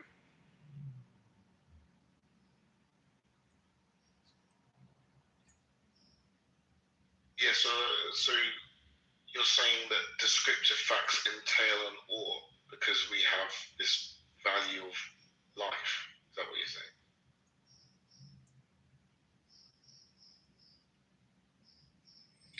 Sorry, what were you saying? I was quoting something. Yeah, so like the descriptive facts entail an ought because we have this value for life. Is that what you're saying? No, I'm saying like the metaphysical fact of you being a human being with a particular nature and alive requires, in order to sustain yourself, requires a certain course of action to be pursued. Right. Okay. So if I murder someone, like that doesn't affect my life necessarily. Well, it might not affect my life. It might even improve my life. Right. I'm declining my challenge. So again, that's all. Yeah, hold on. That's not. I'm That's playing not against the each type other of right thing now. that I'm talking about. I'm talking about you. Like the is what you are, as like the identity of what you are. So like a human being, fleshy, all that stuff. And in order to remain this fleshy thing that you are, requires a particular course of action. Okay, and which you're saying is objective. Which is objective, yeah. You don't get to just say, I feel like mamba poison in my veins feels really, Yo, really it's your good. turn, makes it. No, it's your turn. Or like cyanide in my eyes feels really nice. You don't get this, like, you don't dictate how facts interact with you. You have to conform to facts. Yeah, but obviously the facts are descriptive, and like obviously there's this famous problem of crossing the is or divide. Like Well, I'm essentially saying- two different categories. You're saying that the oughts are actually entailed in the descriptive facts. I'm saying the ought is the recognition of that fact. So I'm not saying like the way I describe poison is, those are just concepts, but like independent of whether I know or I can even describe what poison is, if I put that poison in my blood, it's going to react independent of whatever I describe it as or whatever. So like the descriptions we give to things, to facts, is because these are just the sounds that we make with our mouths, but they entail describing what it is about that fact. So this is the whole analytical tradition of philosophy that I can't stand. But so given all the facts, is there a fact about what I ought to do? Yeah. Specifically on like what actions? No, that's you have to evaluate that. That's not like philosophy at that point. That's not not philosophy. No. Yeah, philosophy doesn't say Philosophy doesn't say go through door X or go through door Y. Well, I think it does. You're saying philosophy doesn't encourage us to engage in one form of behavior or another?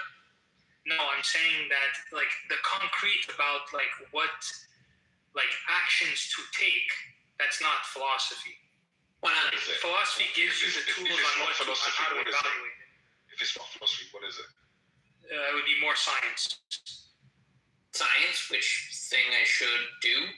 Yeah, like if the moment that you ask like how, like something about how or should, that you're in the realm of science at that. No. Like so you're saying are scientific claims. Yeah, but how you act is dependent on whether you should or not. But if you think that morality is what you ought to do, you think that morality is objective, then presumably what you ought to do should be the objective thing. Or there should be an objective fact about what you should do in a situation. If you're saying that morality is what you should do, then morality is objective, right? Yeah, morality is just saying, given a particular context, is it good or bad for you? You have to decide based off of the given facts derived from science. You have to say, okay, you know what? I'm gonna take the carnivore diet instead of the vegan diet, right? So, but the instance is the evaluation is the same in both instances. Even if you're a vegan and I'm a carnivore, your evaluation is going to be the same as mine.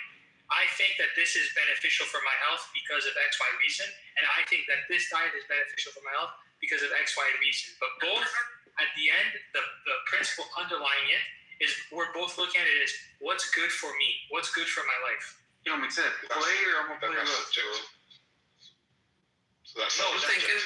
It doesn't sound like there's an objective thing happening. No, because I'm not saying it's going to be mind dependent on the individual agent, right? As to what's good or bad. He doesn't know what objective means. Then we get. He has his own this definition. is the crux of. He has his own Okay, this is not my own definition. You can just look at Oxford Dictionary. I think that's like the definitive, only definition. No, I'm saying in layman's terms, like even the Oxford Dictionary, like this has nothing to do with like my own invented definition of what I'm saying. It's like the problem. Okay, I don't want to entertain CM because we've had this discussion a lot of times, but. Yes. I don't take objective to be mind independent because that would divorce any kind of concept of something being good or bad for you. So the evaluation is there's a cognitive process. That cognitive process of being objective requires you to adhere to the object.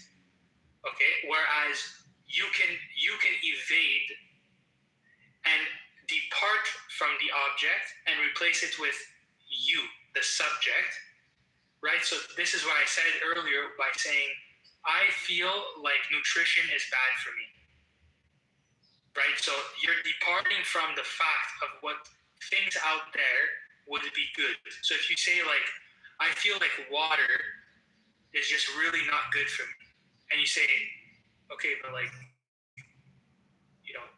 you don't get to dictate the fact out there how it interacts with you. So I'm saying objective means to adhere to that fact. Yeah. I mean, this sort of notion of objective.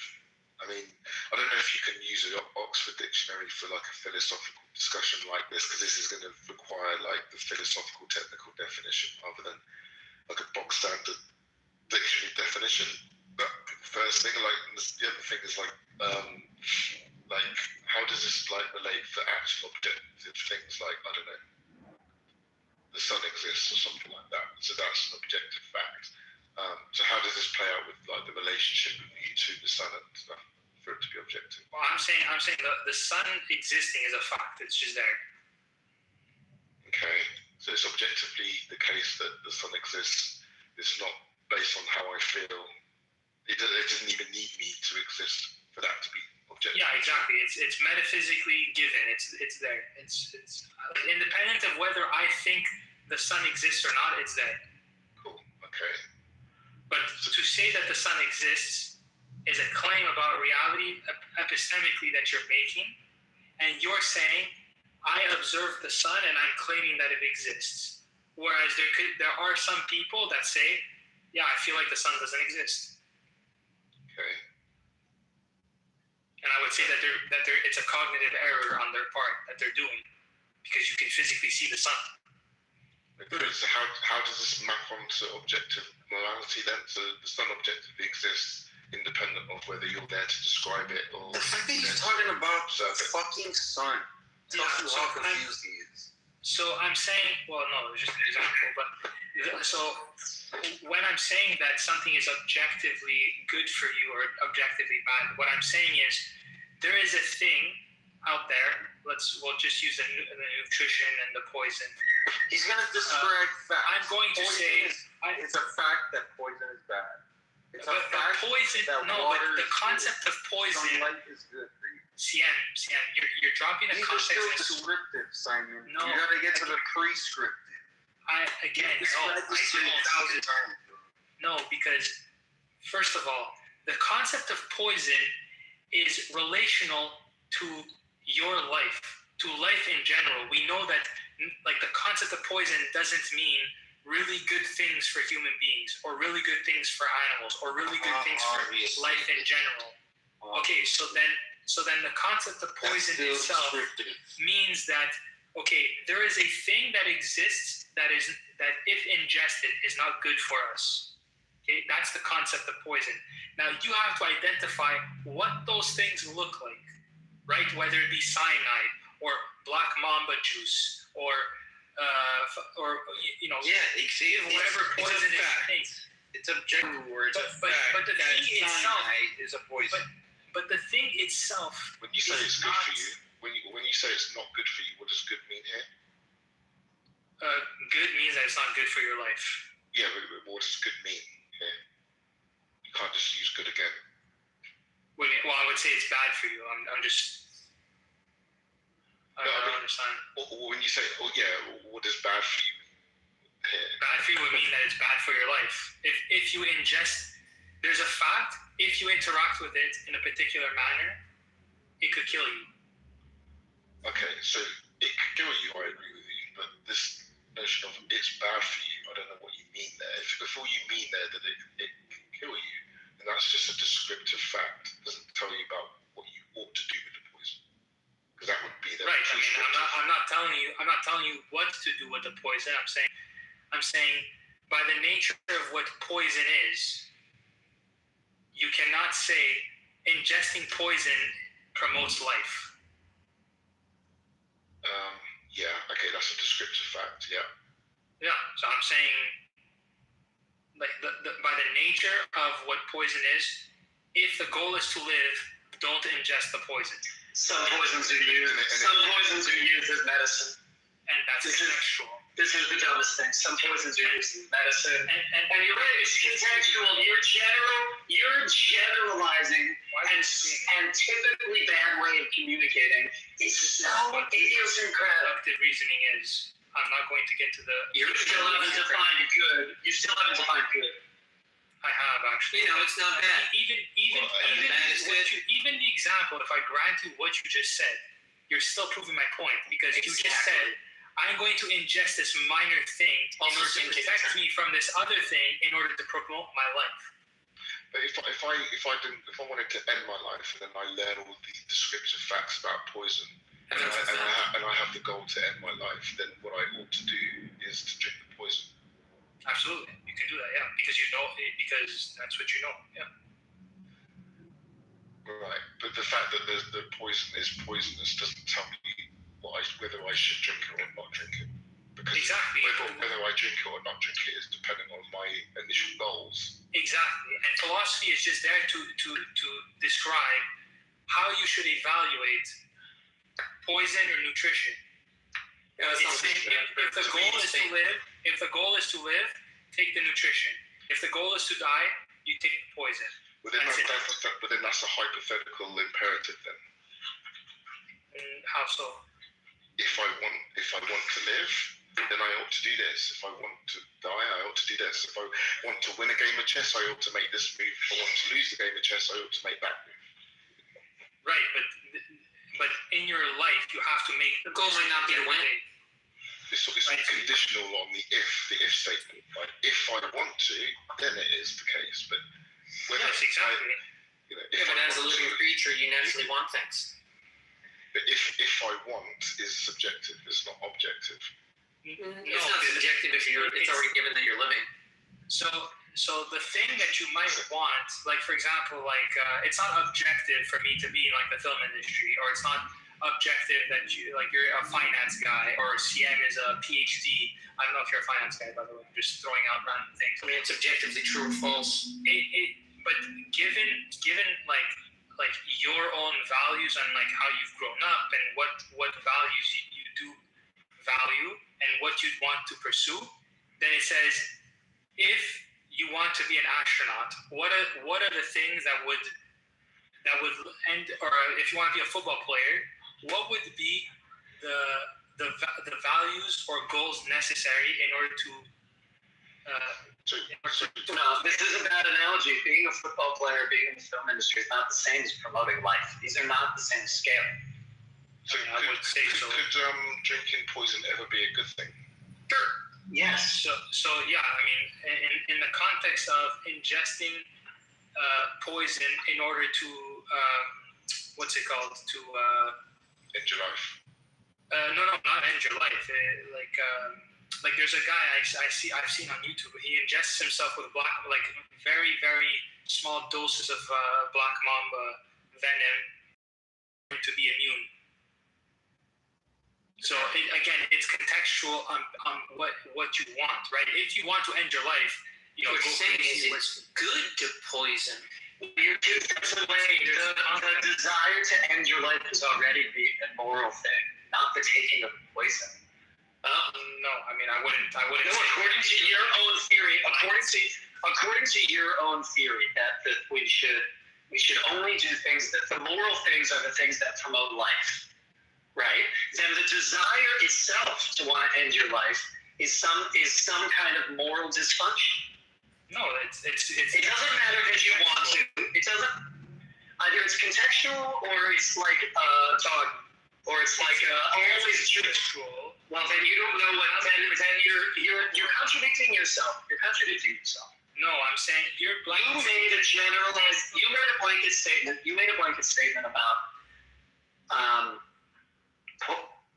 You made a blanket statement about morality is that which promotes the good is that which promotes life. Is that correct? Yes. Good. But then you say it's contextual, right? So the contextual is if it promotes life, right? But in the context of my goal is to not promote life, then it's that goal itself that is immoral. Yeah, but I'm saying you're talking about if a person wants to end his life, morality no longer pertains to him anymore. That's not what I said. Yes, you did. Oh, no, I didn't. No, I didn't. What I said was he's making an immoral decision. Not that morality doesn't apply to him. Do you see the difference? Hey, play me, Zed. Hey, Crimsonite, come up. Yeah, it's your turn, dude. So if I wanted to end my life, and the best way to do that is to drink the poison. Would that be a good thing or bad thing? It's amoral. It's not. If the decision is you want to kill yourself, how you do it is completely I'm irrelevant. reminded of the How can it be amoral? Socrates. I drank what? Wait, how can it be amoral? That's so silly. That means you're cutting out various kinds of people who have various kinds from your entire moral system. You're just saying it doesn't apply to them. Mm-hmm. I'm saying the concept of morality pertains to people who want to live. It's a guide on. Hey, good. So you agree with me? Good. So you agree with me in some sense that the guy who doesn't want to live has made a moral decision. What? No. He's free of morality. You must understand. He can do whatever he wants now. So then it doesn't matter. So then it doesn't matter. Has no meaning to him as he has separated himself from the life. So that means that the hypothetical imperative is nonsense because we don't care about his decisions because they're neither moral nor immoral. He's taken himself out of the system. We don't care about it. He's broke the mold. So why are you saying it's good for him to accomplish his goals by drinking the poison? We don't care about his decisions. I'm not saying it's good. I'm saying it's good in the sense. You did. You did say it's good. You said that accomplishes your goals. Yeah. I'm saying in the context of you wanting to end your life, like for example, if I'm dying of a horrible cancer and I say, you know what, I'm done. I'm not gonna go out like this. You drink a poison, you're gone. That's an immoral choice. No, it's not immoral. Yes, it is, because it is against the life of morality. Nah, I don't buy that. What is the advantage of that kind of? There's literally no value. That's the whole point. In order for you to value something, you have to want to be alive. So why is it not immoral to not want to be alive? Why is that not immoral? Maybe just to end your life. Right, to end your life is an immoral act because it is ending life. The fact that I want to live or not want to live doesn't make a difference. Immoral would pertain, but the concept itself of morality relates to if you're alive or not. If you don't. So you think morality is always contextual, then, I guess. Morality is all, yeah. I mean, pretty much, yeah. It is contextual. Just like so you can't make blanket. So then you can't. Knowledge itself is contextual. Okay. So then you can't make blanket statements about the good. I'm not making blanket statements. I'm saying the good is whatever promotes your life. So that means that the person who decided to not promote his life is doing something the opposite of the moral good. Why would I put him outside? You're breaking your own system. No, I'm not. I'm literally saying, yeah, go ahead. You're saying we should view people that don't go after life as criminals of some kind. No, he said we should disregard them at all. He doesn't want to judge them even negatively. He doesn't want to categorize them at all except being outside of the system, and therefore they can do whatever they want. But doesn't that create some kind of misanthropic society? Okay, yeah, I just wanted to ask, what is immorality in your view, Simon? Acting against life. So in the context of pursuing life. So if you say, I want to take myself out of this life, it's not immoral or moral. It's an amoral act because you're saying, I'm going to stop pursuing values. But why is that in and of itself not immoral? That choice to exit yourself from the system of promoting life, that should be the primary immoral act that dictates whether you think that anything else that comes after that is included in the system or not. That first choice to go against life in your own system should be seen as immoral. Yeah, I don't see how. I'm saying the concept. Yeah, go ahead, Carl. If I was to steal from you, like most people would say that that's an immoral act, but how does that pertain to life in your view? Because I'm relating property to your life. So, like for example, let's say like completely no, not really. I mean, let's say we were to live on like an island. Others ad hoc. let's say we were living on an island, and I had to act every day to gain particular things I needed to live. And then you just came in and you would just take from your mouth. things. Yes, but like stealing a fucking dollar from you is not life or death. Again, you're putting a dollar amount on it. I'm just saying that in order for me to stealing a fucking, I don't know, any fucking thing is not that serious. No, Simon's trying to create a unified system, a unified field wherein all of these things fall under the category of life or promoting life, which includes food, property for Simon, right? Protection of rights, these kinds of things, right, Simon? Yeah. Right. The problem that you're doing, though, is that you're cutting out people from actually accessing your moral system by simply saying they're amoral, right? Because I don't understand. Here's what I don't understand. Why is moral decision-making only at the realm of people who are trying to promote life? Certainly those people who are trying to be anti-life get to play in the moral sandbox. Because at least we have to respond to them in some kind of way that protects our life. And those would be moral decisions. I agree with you. I would say, it would be immoral then if you were to just kill yourself.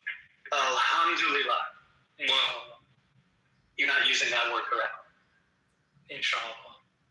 Yeah, that's not the correct usage. It will be correct, but I would say still it would be maybe moral or amoral if in a scenario where you are dying of cancer and you'd want to off yourself. I would still say that would be that'd be moral. You're going off on your own conditions. So I think you need to adjust. I think you need to adjust a little bit. That moral is that which promotes life. I think life is a tricky word there. It's a little amorphous. You haven't really defined it. I think you might want to consider doing it, because if you think the guy that takes the chance, takes the opportunity to just get out because he's suffering from cancer, and that's a moral act, then that's not an act that promotes life.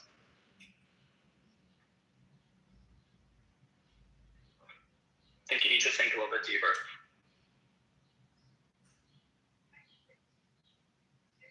I guess Simon's whole moral system makes sense to him because he has all these weird ass. Isn't it true of everyone's moral system? Shut up. His idiosyncratic definitions that nobody in the planet agrees with. Maybe other weird, random idiosyncratic means. Exactly. Can you please say something like a substance, not just take your turn. God, you're not wrong. The ultimate choice. Lighten up, Sian. Lighten up, man. Yeah, it's a lighthearted discussion. We're just talking about some of the deepest things that people have been discussing for 3,000 years.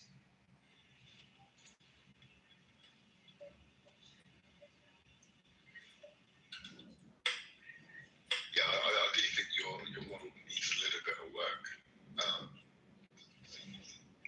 The definition's a bit broad, it's pertaining to life, immorality under your view.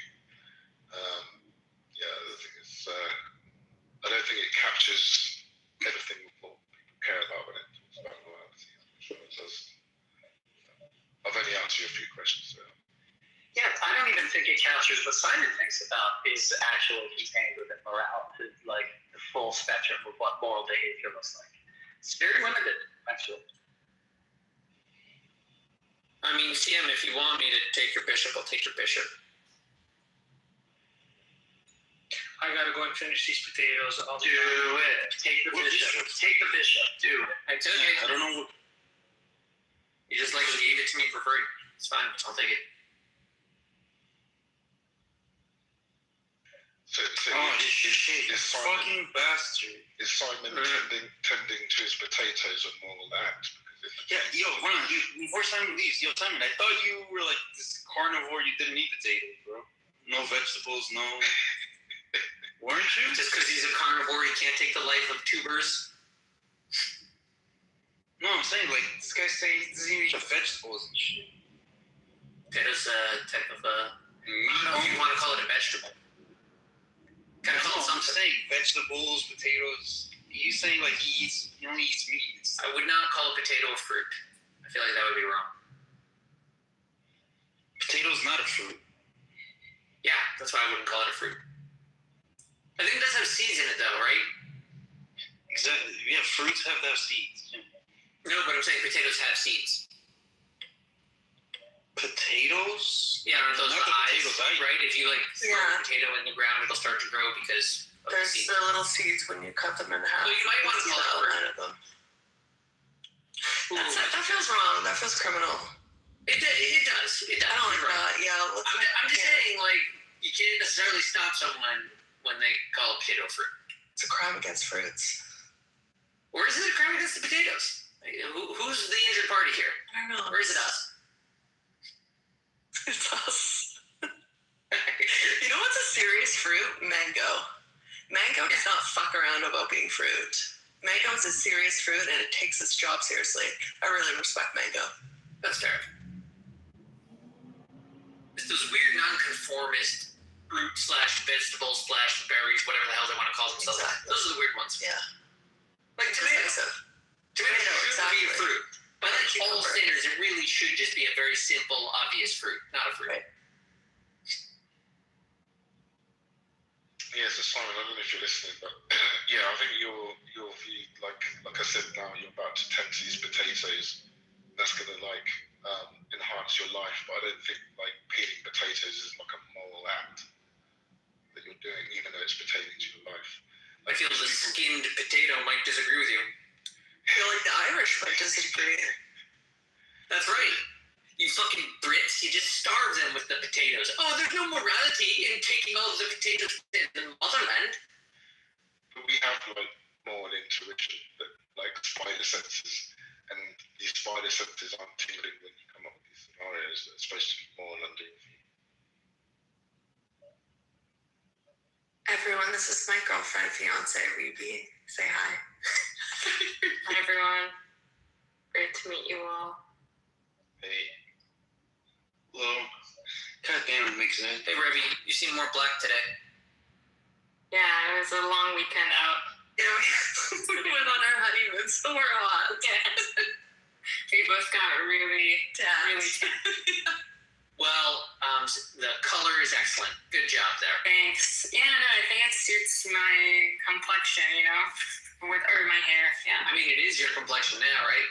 Yeah, exactly. I mean, my hair. Yeah. That caramel undertone.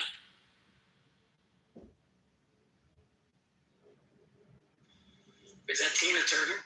We're having a henna soon, so we're gonna have like a clubhouse celebration. That is not Tina Turner. This is Reeve Jackson, Michael Jackson's sister. It looks like a dancer. Yeah. Let's see. Oh yeah, Feel free to look her I up. can see him now. Talented family. A little bit conflicted though, isn't it? Kind of a sad Jackson story. related to them. What's that? family with an overbearing father. Yeah. Samuel Jackson is related to the Jackson 5. Really? Hey, Yeah. what's that play, bro? So I mean, like, it should be racist saying, like, oh, all black guys in entertainment are related. But if their last name is Jackson, they actually are. Really. Straight up related. Hey, makes it play chess, bro. Hey, Carlos. So, I mean, you've heard me and Rob speak to Simon before, right? Did you understand fucking anything he was saying, bro? Dude, are you seriously, like, trying to chase a pawn? Yeah. Well, I'm gonna take your rook now. We're getting like a full commentary from the chess game. Right? So what, you're just giving up this game, I guess? Yeah, I'm kind of screwed. For the most part. I mean, I don't think you have to be, but you are now. kind of going for broke. You didn't do anything, you just moved your queen into the middle of the board. Yeah, to answer your question, I didn't know. I'm not following. I don't know if Yeah. you have with Rob. He just lost his game. It made sense. That's going on. Related to hurricane. Oh, I like this photo, princess. Yeah, you look so pretty. Thanks. It's a filter. Don't say that. It's like a very emo response. You look very beautiful in this photo. Hello, Princessia. Hi, Abby. How are you? Like, have you ever heard him describe like what he thinks objective means? Yeah. Carlos. Sorry, who? What Simon thinks objective means. Well, yeah, I mean, I've been listening to him for like the last 40 minutes or so. Okay, well, and yeah, not just today. It's just so. First of all, he doesn't talk about like what is objective. He talks about quote unquote being objective, like the action of being objective. He doesn't really. It's like he doesn't know that something could just be objective.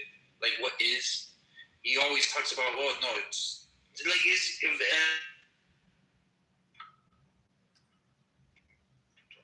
Switch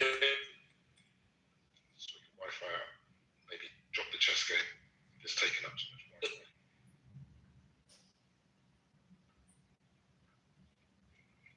But no, I've not heard him talk about it before. Not that I remember anyway. It's just convoluted the way he does it, right? He's like, existence exists. That which is objective is anything I can sense with my sense perception, and that's it. But it's like a little bit, doesn't really define the term. I mean, Harper in the audience has an objective model of morality, which I don't think it's good, but like it's better than what Simon's trying to present. Well, at least I could follow where like he was going with his. Well, what exactly is the goal in someone claiming that morality is objective, or just like this great fun system that humans have, like most of the things they have? What's the difference between calling it objective or not? So what's the question? I'm saying, like, what do we gain if we declare morality objective or not? Social order, and expectations of behavior. How? Yeah, go with it. Why? How? What I'm saying is because it's always clear. In other words, the person who says morality is contextual means, fine. For example, sometimes it's going to be moral to kill somebody, and sometimes it's not. Sure, that's true. Right? As opposed to like some kind of objective standard that says killing is always wrong. Yeah, but I'm saying like maybe the opposite is not. I'm just trying to understand sort of like what practical. I'm trying to understand what practical difference it makes to like an individual, B, society at large, if we declare this objective or not. Like no matter what, we're still going to say objectively we're going to punish you under these rubrics and systems. The end. But what's pragmatic or has utility, not necessarily. I don't know pragmatism or utility. I'm asking what is the difference? Like maybe if the question is morality objective, then what is at stake? Explain that to me before I say that it is or isn't. Yeah, like I said, it seems to me like nothing's at stake. It just tells you what the correct thing is, objectively. Yeah, it sounds like you're saying like bragging rights, and like I don't know if you could ever have epistemic certainty of objectivity, even if you did determine that morality was one of those objective things. So like, I don't get it. What difference would you make or care if it was objective or subjective? You're just like, but we don't have to be certain that the sun exists to say that it's objective. It could be wrong that the sun exists. I mean, declaring the sun as existing objectively is a declaration that no one needs to like check again because we're sure it's there. Yeah, but we could be wrong about it. If we were, then we'd have to check far more of our assumptions. But like, yeah, theoretically, it's possible.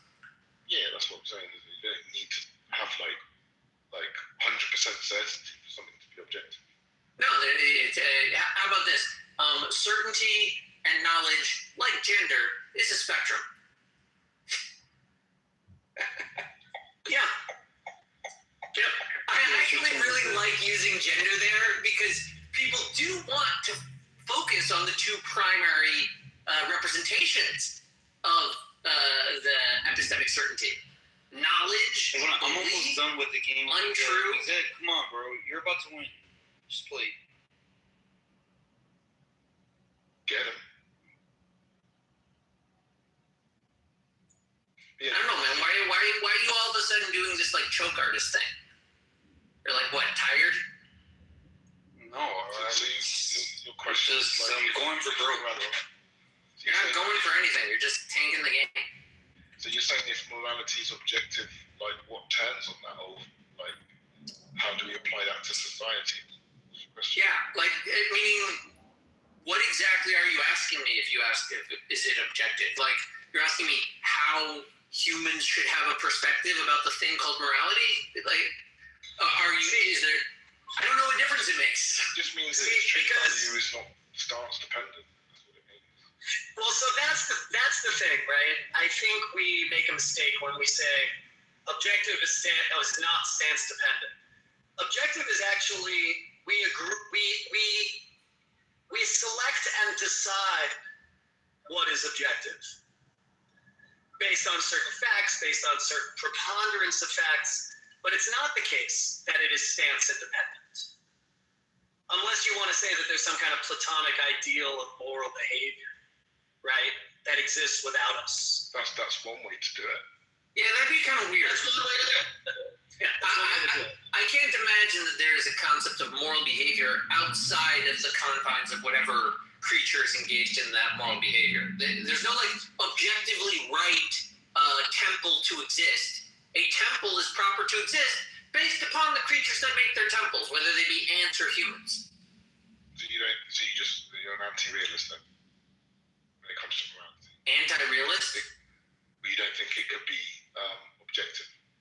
No, I didn't say it can't be objective. I'm asking you what hinges on the question, but I'm skeptical that there is a difference between the people that say that it is objective or not. My guess is they're both going to engage in the same moral behavior, which makes it, to me, like a sort of a silly question. That's why I keep asking. I don't get what's at stake, really. Well, I mean, morality is just about principles of good and bad behavior. What constitutes good and bad behavior? Like, that's what morality is. Morality is objective. Right. So, what is objectivity? Yeah. Well, but isn't morality not about good behavior, but right behavior? Oh, yes, same thing. Meaning, like, let me put it this way. If we say that the sun is objective, then we also say that people on the other side of the earth experience nighttime when we're tilted away, right? We take that as a given based upon the reality of it. We anticipate the experiences of others. If you're saying like that in terms of morality, yeah, like I haven't experienced all of the traumas and struggles and triumphs of humanity, but I take it on their word, and then we set up a system of morality to say this is a bad thing that living humans don't like to happen. It seems objective, but like the day and night cycle, that has nothing to do with morality. Yeah, what? What? Like, don't tank the. If you're gonna tank the game, you could just resign. No, not yet. I am tanking the game, but yeah, I know you're tanking the game. It doesn't take an advanced degree in mathematics to watch you tank a game of chess. No, ever since you did that queen move and like took the rook, well, not took the rook, but after that queen move and my queen was completely stuck in the corner, like completely inactive. I was like, yeah, it's over. You didn't have to throw your queen into the corner. You could have thrown him to the other side of the board. No, well, I played a line out. Listen, you tanked the game. You're not the first person. I was going for broke, hoping you missed something. And listen, I was playing it different. You're not going for broke. You're just tanking the game. What's funny is like literally the same time you're tanking, and another guy is also tanking his game. He all got frustrated and just started throwing his queen in my pawns. You were up.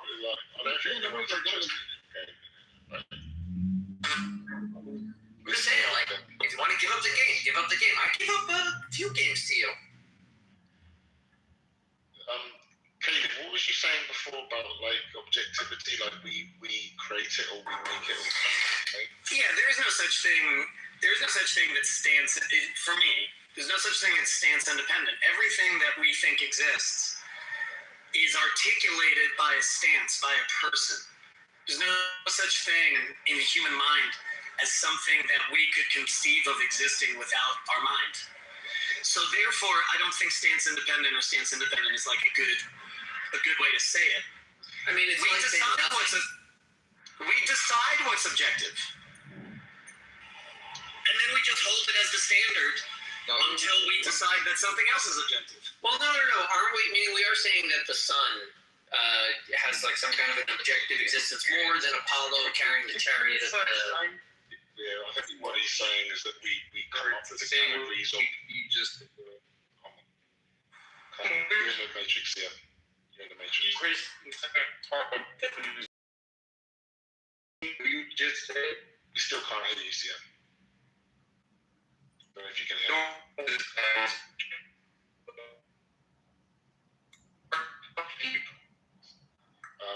Yeah, I think what Caleb's saying is that we come up with the categories in the first place, and then we then say that the sun is objective. But he's saying that without us even having a perspective, we couldn't even do that, essentially. Meaning you're saying like the sun doesn't exist until there's creatures to be warmed by it? It might exist, but it's not functional until we actually articulate it in our mind. It doesn't mean anything. Okay, well, let me put it this way. Would you say that the sun has like objective existence when the planets acknowledge it and get trapped in its gravity well? How would I know without a human mind? I'm saying the planets know, because they've been following that path since long before the humans were here to observe it, right? We can see that. Planets know things? I'm just saying that they acknowledge the existence of the sun. They respond to the existence of the sun? Directly to its existence and follow its gravity well. That's fine, but we don't know how to. That's actually beside the point. Right. I'm trying to say the sun exists. The fact that you can say something like that, except to me that is CM. You're in the matrix and you're choppy. You good? Anyway, except I think like the fact that you're able to say the planets respond to the sun is already inside what I'm saying, which is we've already decided there's a thing called the sun, and that we've already decided it behaves this way with regularity, so we call that objective. But that's not independent of me. That's not independent of a human mind. All of those statements, Yeah, those are all statements. I agree. Yeah, your definition of objective is just as retarded as science. Yikes. What? You're trying to say objective is dependent on mind, which just become. Yeah, it absolutely. Yeah, we're supposed to have an idea that is dependent on You cannot remove God from the equation. Are you fool? I think what he's saying. Okay. Good answer. I think what Caleb's saying is that like. Are you insane? How can you possibly remove the Godfather from the equation? I don't know. The Vikings did it. What? I said the Vikings did it. God remains an undeniable fact. Why do you do this, man? You're such a troll. I'm often doing it to discuss the all. Wait, let me finish. Be honest. I can prove God through life. Wow, that's you can't prove Satan. You can't prove Satan. How come? Because he created religion. He created religion. Bro, if you don't want to go to the audience, bro, shut up, man. Listen. You need to fall back 1,000 steps. You fool. You fool. So, again, where the fuck? So I wasn't the Matrix. As I said, Satan doesn't exist. He created all the religions. He successfully split the people. He split you all in 3 parts. Do the objectively more things, yeah, please. Damn, hold on. No, God left you a heart and mind. It's objective, yes. We hear you. Affirmative. Alright, yo, excellent. Just let us finish what the hell we were talking about. Of course. Because, God, this is amazing. I can't believe the amount of. I thought Caleb agreed with us on Simon's retarded definitions of objective. Yeah, but he has Simon is backwards. Lucifer is the creator of religion. Be careful. Oh my God, kick this moron. Yeah, sorry, dude. You started it, except you should be careful. Yeah, see, I did not tell him to preach about Lucifer, the progenitor of all religions. Morally responsible. I didn't respond to his Allfather thing. I think what Caleb was saying is that there are like no propositions independent of minds. Yeah, again, so that's true. That's correct. That's true because there never is. Well, that's why. It might be trivial. It might be trivial, but I think it prevents you from saying that we can say anything about that which exists out of the propositional mind. Right. No, I mean, again, that's true. It's like It's true. People do it two ways. For example, like, so when I say, so there's also, you can do the same thing with like objects and words. So like there's the word sun, S-U-N, that's just a word. It's, it's a 3-letter word in the English language, etc. And then there's also the object that it refers to. The fucking star in the sky that heats up the planet and gives warmth and life to everything. The object. Yeah, which is why we say, again, the star in the sky, that's what's objective.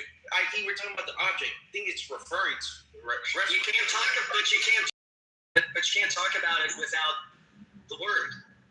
And again, do you know what solipsism is, Caleb? Are you a solipsist? I know what solipsism is, but nobody else seems to know.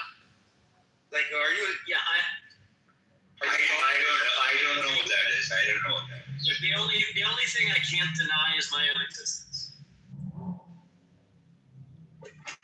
I can't. Neither can you. I bet you could if you tried hard enough. You got to put your back into it. I'm not that creative, but okay. Like, so, you remember, there is a medical disorder where people believe themselves to be dead. Yes, yeah. Really? Like, yeah, really. Yeah, so remember before I used like the map and the territory analogy? Like, I think that's what might be going on here. It's like, obviously, we are like the map. Sure. And there's a territory that... Okay, so Miguel was trying to say there's no territory without a map.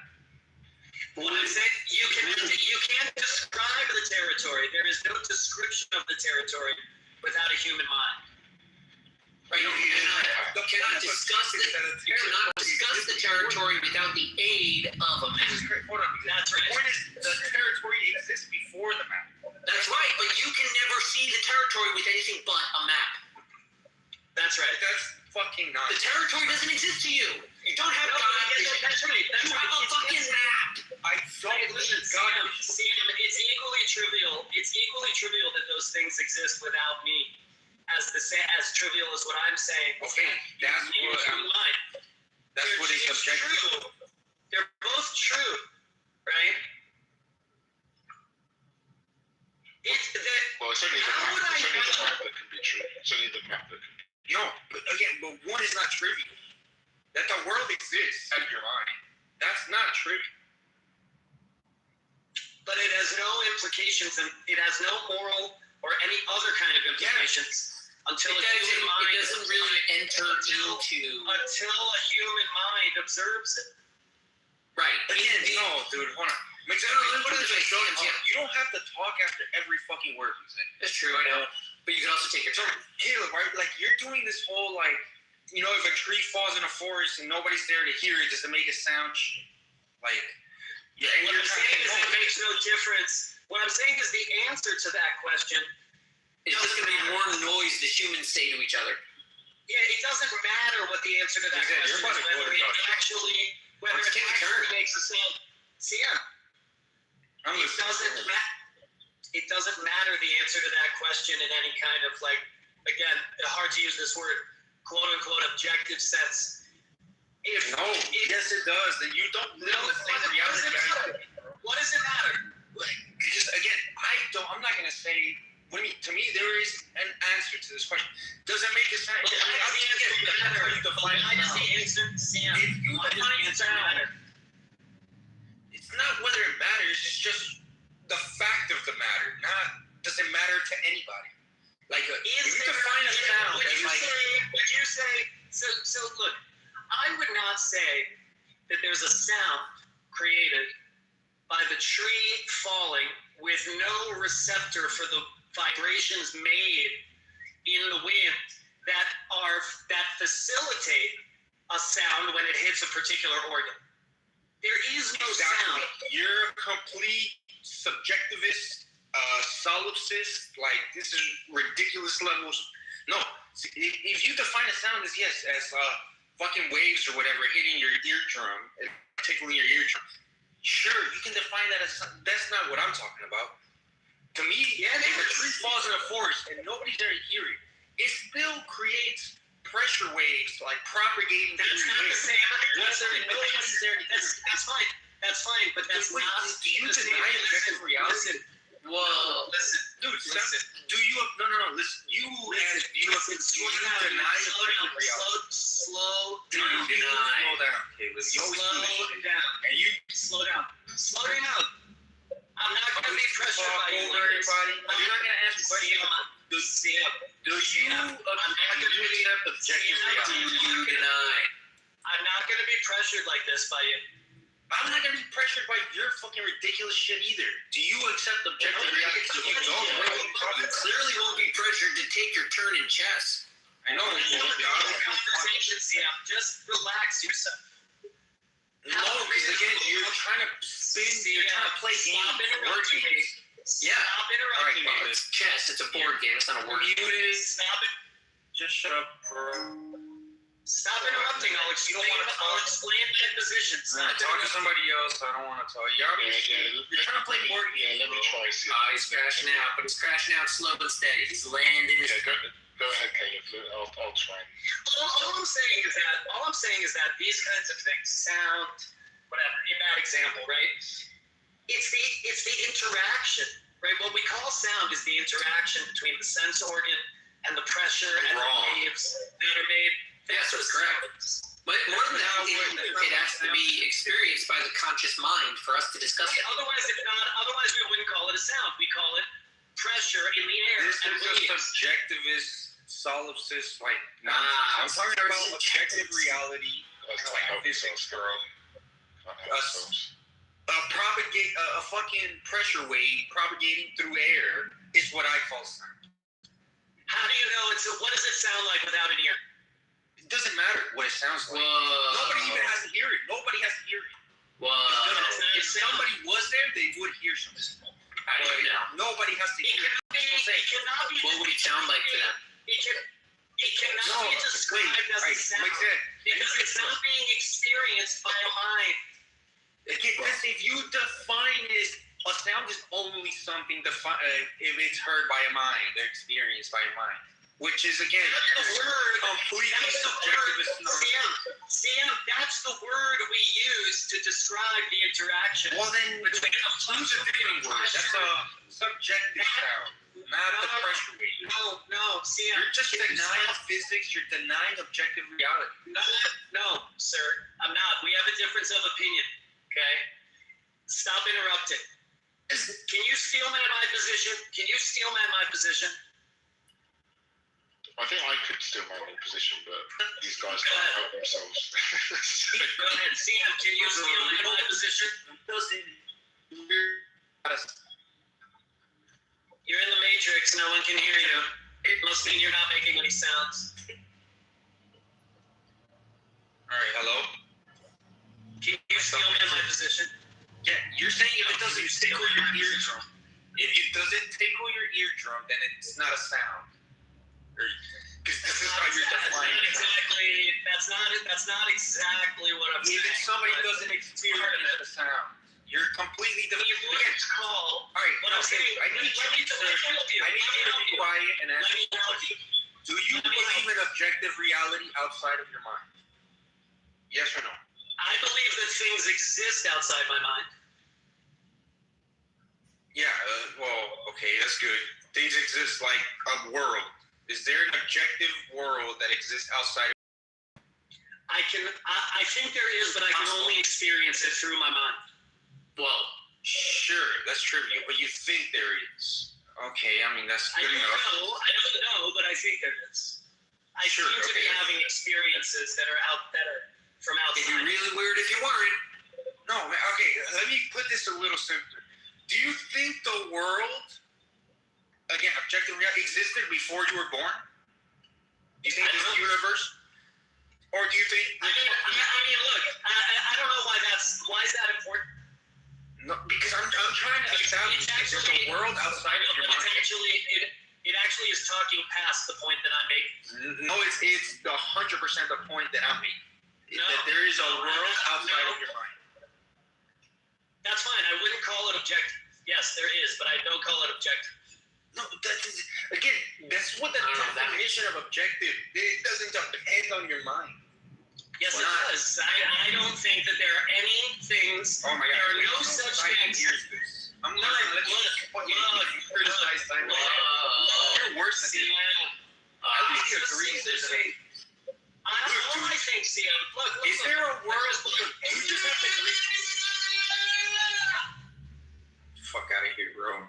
The fuck out of here. Screaming dumb shit. Caleb, you're a fucking moron. Wow. So I think I could still man his position if you'd let me, or let me have a conversation. I can still man his position. I'm just not sure about it. I think the world exists, but like, it's fucking nonsense, bro. Exactly. You can't understand it. That's your steel man. Your steel man it's fucking nonsense. That's a better steel man than this shit. Get out of here, Caleb. I'm not putting up with your bullshit. That's not a steel man. Yeah, to be fair. Yes, it is the best steel man CM must He's trying to take this completely skeptic fucking. He's trying to be. He's doing extreme skepticism, radical skepticism, even about objective reality. I don't think he's doing that yet. All right, but CM is. Yes, he is. In less words, that's exactly what he's doing.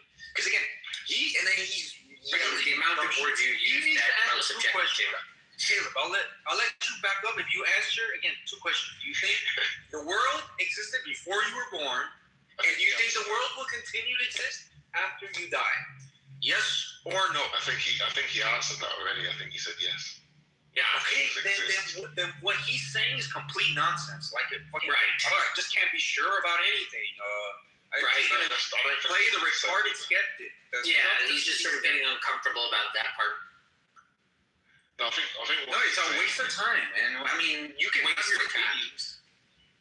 You can have your opinions, but you can answer those questions. I think essentially CM is saying that this distinction between objectivity and subjectivity is purely a human convention that doesn't exist out there in the world. That's exactly it.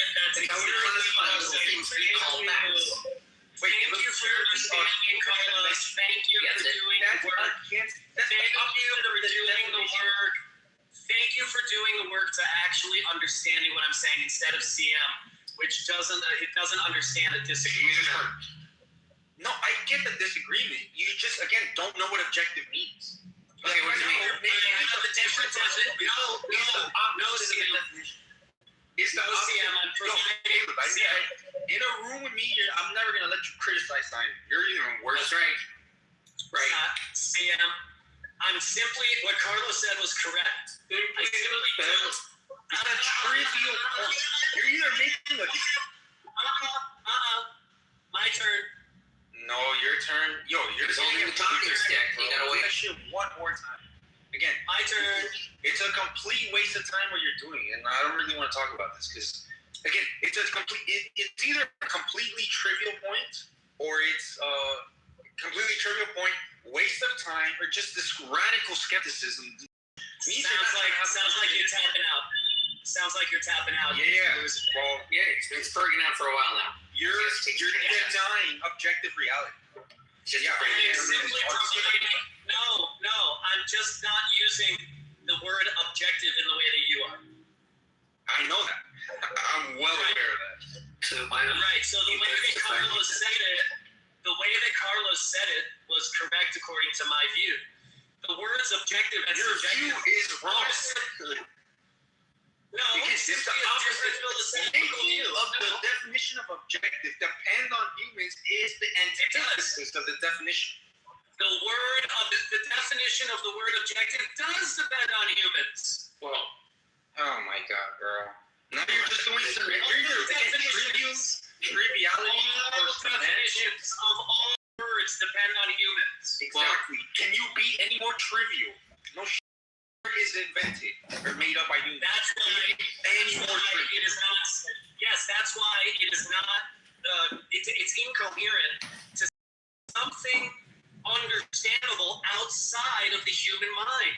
Things might exist. I'm not denying that those things exist. I'm simply saying I can't know anything about them unless through the human mind. Again, trivial. Obviously, girl. Everything, all it means is that there's no such thing as stance independent. That's all I'm saying. No such thing.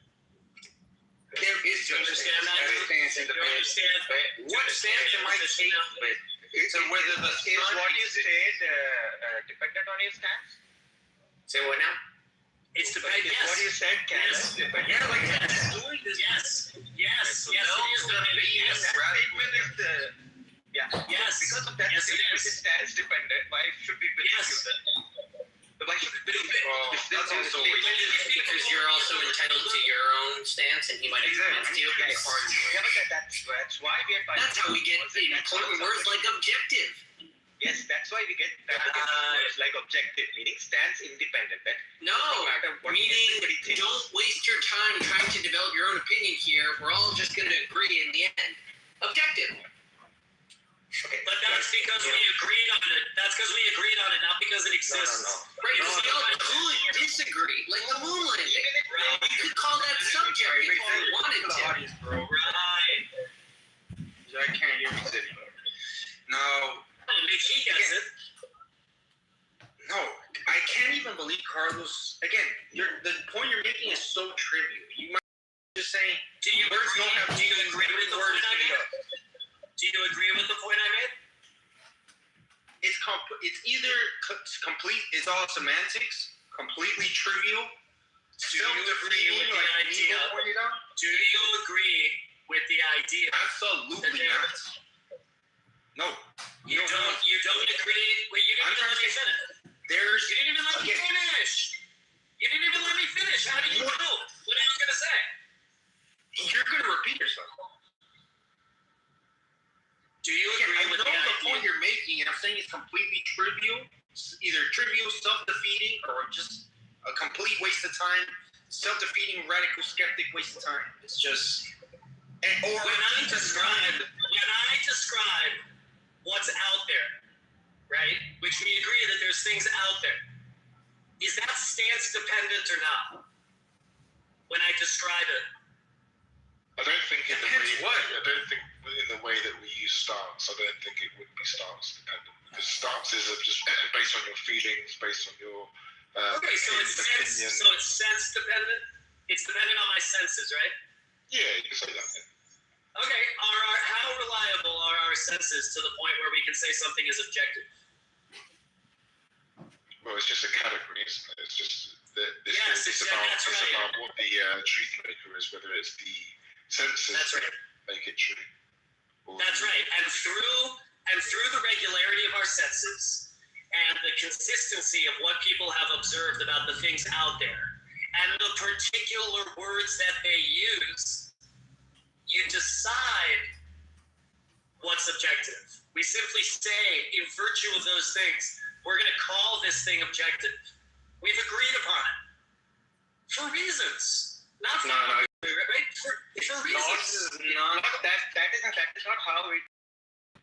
So what we're trying to do is we are trying to say, like, is it possible that something exists, like the sun exists, or the sun exists, or let's make a statement, does the sun exist? Yes or no? Okay. There is an answer to this question, and that answer is stands independent, meaning it does not matter what you and I think. How would I know? Might think. Wait. How would I know? How would I know? Yeah, you wouldn't know, but you wouldn't know this. Like, but even if this entire humanity thought that the sun exists, it could still be that the sun doesn't exist. Okay? Sure. Correct. That's right. So that's right. Same thing goes for God. Right. Yeah, exactly. So things objective of popularity. Is that now the next method is to know. Now it's the look at what Shan wrote. Hold on, Neil, look at what Shan wrote. He thinks intersubjective agreement means subjectivity. What a meaningful sentence that is. Not only. I think that's part of it, but not only. Again, Objectivity. It would not affect whether there's a star in our fucking solar system. What words we use, or like, we can all deny that the sun exists. Doesn't again agreement or popularity. The next step is objectivity. He's not democratic. Exist. Okay. He's trying to make Do things exist objectively, or do things are there statements, propositions which are true or false objectively? Now this is let's assume that there is, and then we try to figure out how can we find this out? What can we do? What kind of methodologies can we come up with that might actually we can say that okay, this is like stands independent. He doesn't the very exercise, Nilo, for me at least, in my conception, the very act of you trying to do that implies that we cannot know anything outside of our sense. We can't know anything. And so we're just deciding. And so we're just deciding, right? In other words, there's a calculation done in our minds made between what our senses experience and then what we call it. Mm-hmm. That's fine. That's fine. Can we know with certainty that we don't know things? That's why I said radical skepticism is dumb and self-defeating. And I'm a skeptic, but extreme skepticism is retarded. Seriously, are you like in my shower? I'm not expressing skepticism. I'm not expressing skepticism. Dude, again, yes, you are. You're saying, "Oh, we can't know anything. Can we trust our senses?" You said it earlier. How reliable are our senses? Reliable. But then I said something else, okay, which you probably tuned out, okay? Because you're not making you think you're making a smart point. You're not. You think you sound smart right now, Hayden? Like, it's to say again, the definition of objective is the opposite of the definition of objective. Is what we decide it is. We decide what objective is. Again, do you think you're making a smart point? We decide what every word means. That's exactly right. It's a trivial point. And that's why, here's where we started this conversation. Doesn't mean what things are referring. We're not talking about that, bro. Sam, where we started this conversation was objective means stance independent, and subjective means stance dependent. I'm rejecting that breakdown. I'm articulating something else.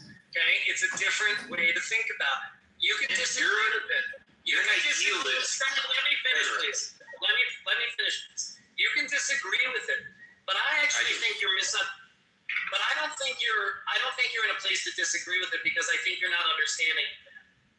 Oh, I understand it. I just reject it. Steel man. Dude, you're not saying anything beyond we define the definition of words. Yeah, we decide. What I'm saying. Fucking doing it for the third time, and actually, I'm not even gonna do it. I already did it. You're doing this completely subjective, idealist, fucking nonsense. I'm an idealist. Yes. Yeah, exactly. I completely reject it. Which is that's fine. You can reject it, but that's a coherent idea of the world. Sure. You don't have to accept it, but it's not incoherent. But I'll just But which is why this conversation is probably over, at least this one with you, because beyond what we talked about, chess. This is a waste. Lose the exam again at chess. Go throw your game at chess. I can tell you're not even good at chess. You can't even do this. You can't even navigate this conversation. I'll destroy you, bro. What are you talking about? I'm not that good. Okay. I'm not saying I'm good at chess. I'm saying you're a bad debater. I'm not a bad debater. I know what you're doing. I know we're not going to get anywhere because you're doing the same things. Listen, Sienna, definition. You are merely a student debater. Worldview. Before for Khalid the Master Debater. Exactly. I'm not doing what Simon is doing at all. You are doing exactly what I would say You're to doing Simon is, exactly. No. I need you to shut up. No. You're doing exactly what fucking Simon does. no, Wait till he hears. I wish he was here. God, I wish he was here. I wish this room was on replay. Oh my God. Wait till Simon hears. What I would say After all the conversations I've had with Simon, after all the conversations I've heard, dude, I didn't know your shit was the same point as, well, you're doing the same shit he's doing. Just, I have my own definitions. I live in my own little world. It's self-consistent. It's not my own. It's the definition of idealism. It's not my own. Sure. It's not my own. Well, he can define a word and say this is the right definition of objectivism. Simon is not, dude. I'm not going to use the word objective like the rest of the universe. Fucking the Do you rest know of how to humanity. stop? Do you know how to stop fucking talking and have a conversation? All right, get the fuck out of here. I don't want to talk to you, bro. Get out of here. You're fucking insufferable, Caleb. You're fucking dumb and insufferable, which is even worse. And just fine. I don't care if I ever talk to you again. Now I know you're a waste of time. At least Simon can agree to some shit. You don't want to agree to anything. You want to just say la la, put your fingers in your ears and say la la la. I have my own definition, my own shit. At least this man can agree to stuff. Like we have to agree on some basic common stuff. Oh my God, Monica. Not right now. Why she whatever?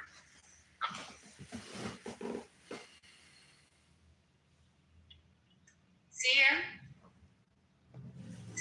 Yeah. What is it? See ya. Baby, see ya. Come on very fast. I'll show you my new system. There we go. Never mind. New picture. You asked me, right, to show my new. No. Oh my God.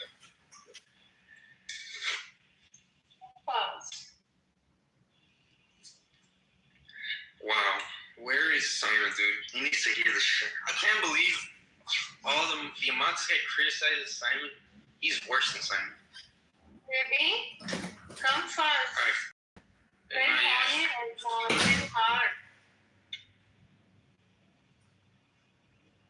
Alright, Caleb, we can try it one more time, but again, we need to agree to some things. You can't just have your own definitions of everything and say, oh, well, it's self-consistent. Yeah, I'm an idealist, and it's self-consistent. We need to, agree on basic things. Can you do that? If not, then again, I don't care, bro. I've never heard you say a single interesting thing, so I don't care if I ever talk to you again, bro.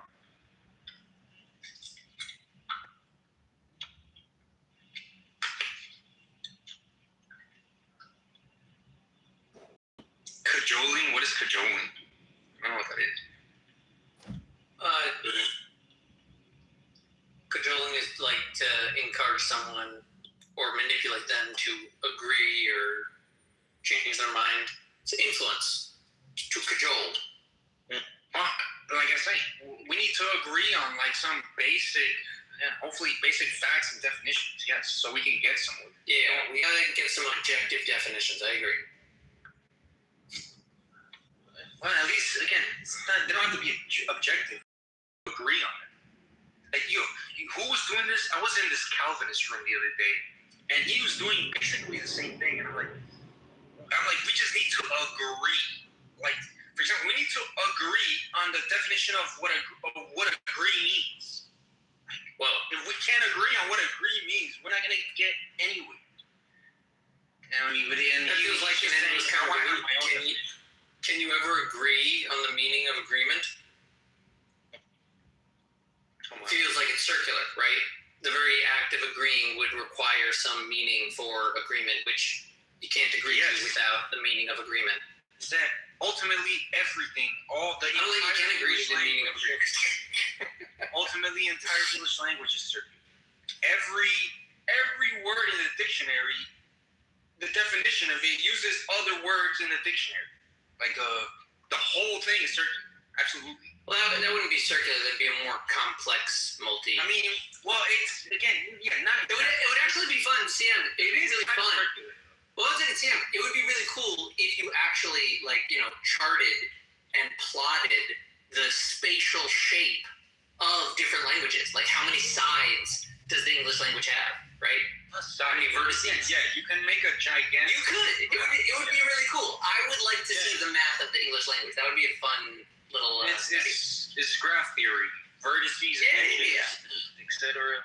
And then you just plot it three-dimensionally in different shapes. We need to agree on some basic shit. You can't just say I'm an idealist. My worldview is consistent, so that we can agree that it's your turn. I know. Well, obviously, I've been talking here. Regardless, that game is lost, bro.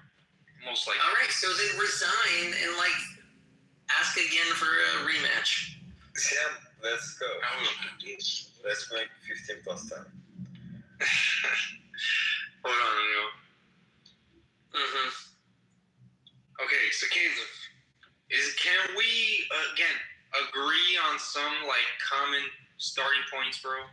You can't just say I'm an idealist. Let's find out. Maybe. It's okay if we disagree. It's okay. Yeah, I'm not saying it's not okay. I'm just saying in order to have productive discourse. What do you want to agree on? Unless we agree on something. What do you want to agree on? What do you want to agree? Okay, for this conversation, it would be great if we can agree on the definition of objective. Beyond it's a word precisely what we. I know, but that's precisely what we don't agree on. That is the conversation. Well, again, we don't agree on that. Objective. What about objective reality? Again, you agree there's a reality outside of your mind, right? Again, because I think the way that I think we arrive at calling things objective is that we decide to call them objective. All right, I'm talking about again a world outside of your mind. So, yes, I believe there's the world existed before you were born. Sure. You agree this world will continue to exist after you die?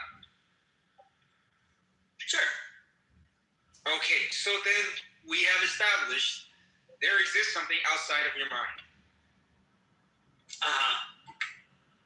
Now, he believes it. We can talk about that don't depend on anybody's opinion of them, that exists outside of your mind, is what I want to call objective reality. I get it. Any kind of talking about them is I am not going to call objective, even though I think that those things exist. No, you just don't. Stop fucking interrupting me. Because you think because you're talking about it. Stop interrupting me. I am having this conversation. We are trying to agree on things, and we are pointing out where we disagree. Are you grown up to do this? You are just repeating the same nonsense, bro. So are you. About we can never know anything, or it's just the fact that we're talking about it makes it objective. Again, you're straw manning my position every time. No, I'm not. Every time. No, every I'm time. No, I'm not. Let's have people on stage here. This is not what you're saying. You're right now. You're saying the fact that humans are talking about it makes it subjective on the humans. Yeah, dependent on the humans. Fucking waste of time. Waste of time. Of course. Waste of time. Stop. You're just making assertions. You're not even addressing what I'm saying. You're just saying it's a waste of time. Here's why it's not a waste of time, and here's why it's true. Because it's trivially true. But it's definitely true. Trivially true. But you agree that there can only be talking about the reality that exists out of my mind. But it's trivial. It's trivial. That's what CM's pointing out to you, right? I understand. I want him to. Okay, it can be your own view, but it's true. It's trivially true. Sure. Yeah, it's trivially true. It's not objectively true. Do we agree on that point? Is it objectively trivial? Shut up and say. Do you agree? Take your moves, CM. few points of agreement. Do you agree about what I just said? Do you agree about what I just said? You're about to not take your turn again. Again, it's trivial. What? That is trivially true. You're saying, okay, it's true. Good. The fact that it's true. No, Caleb, you're so fucking dishonest. It's trivially true. Super dishonest, bro. It's trivially true. It's not objectively true. I didn't say it was objectively true. You literally just said it's true. There's a distinction that's being made. Trivially true and objectively true. I didn't say either one. I'm saying there's the distinction that has to be made. When you say it's true, it's trivially true. Listen, KJB, trivially true still means true in some sense, right? Yes, but it's not objectively true. You're passing it on as objective. That's the problem. I'm not saying it's objective because we agreed that that's what it is. No. Caleb, it doesn't work like so. Let's say that I've written in the chat. Let's say that there is a proposition. CM drank coffee for breakfast today. Okay. Now this thing that CM drank is either true or false, right? That we can probably we don't have to agree on this. That it seems that did CM is this statement true or false? I think we can agree that either it's true or false.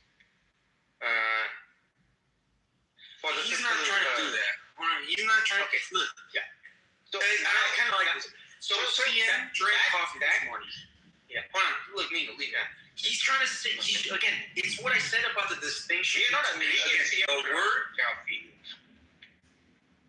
We're not coming to. We don't need to come to an agreement about this. It's about whether that fact exists. It only exists. Listen to whatever happened. Whatever actually happened. The only waste of time that Caleb's doing, guys. CM, you're such a baby. You cannot. If you're about to go back to the audience, I really don't care to talk to you about this. It's not seriously. I'm not gonna gain it. I'm trying to help you out. So then stop talking. If you want to end the conversation, stop talking. Yeah, you stop talking. I want to say this last thing.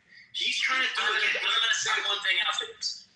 Okay, so he's trying to, like I said earlier, with like the distinction between, again, there's the word sun, S-U-N, and like the referent that refers to the actual objective, the object. The objective thing, it refers to the fucking star in our solar system, etc. Or like when you and he's trying to just muddy that up. Same thing when you said about, like, for example, CM drank coffee this morning. He's trying to again confuse and conflate the things. So it was like, well, he didn't drink coffee because coffee's a word. He didn't drink the letter C, the letter O. Coffee is characters in the English language. The word coffee. He didn't drink coffee. Good straw man. Straw man again. Straw man again. You're not making that distinction, bro. Straw man. You're trying to conflate that. Straw man again. How is it a straw man? Explain how that's a straw man. Because, and I'll articulate my position again. Explain how that's a straw man. Because it's not. You're wasting time with your own retarded definition, bro. You want me to answer your question or not? Bad as science.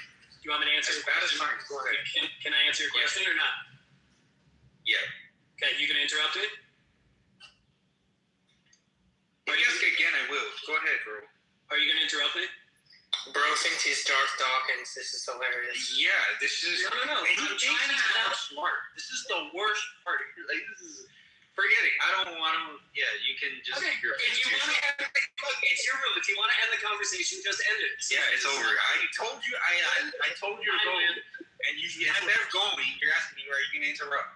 I said no. Well, go ahead. Are you going to interrupt? You're going to be a forget it, bro. You lost your chance, bro. Forget it. You're such a baby.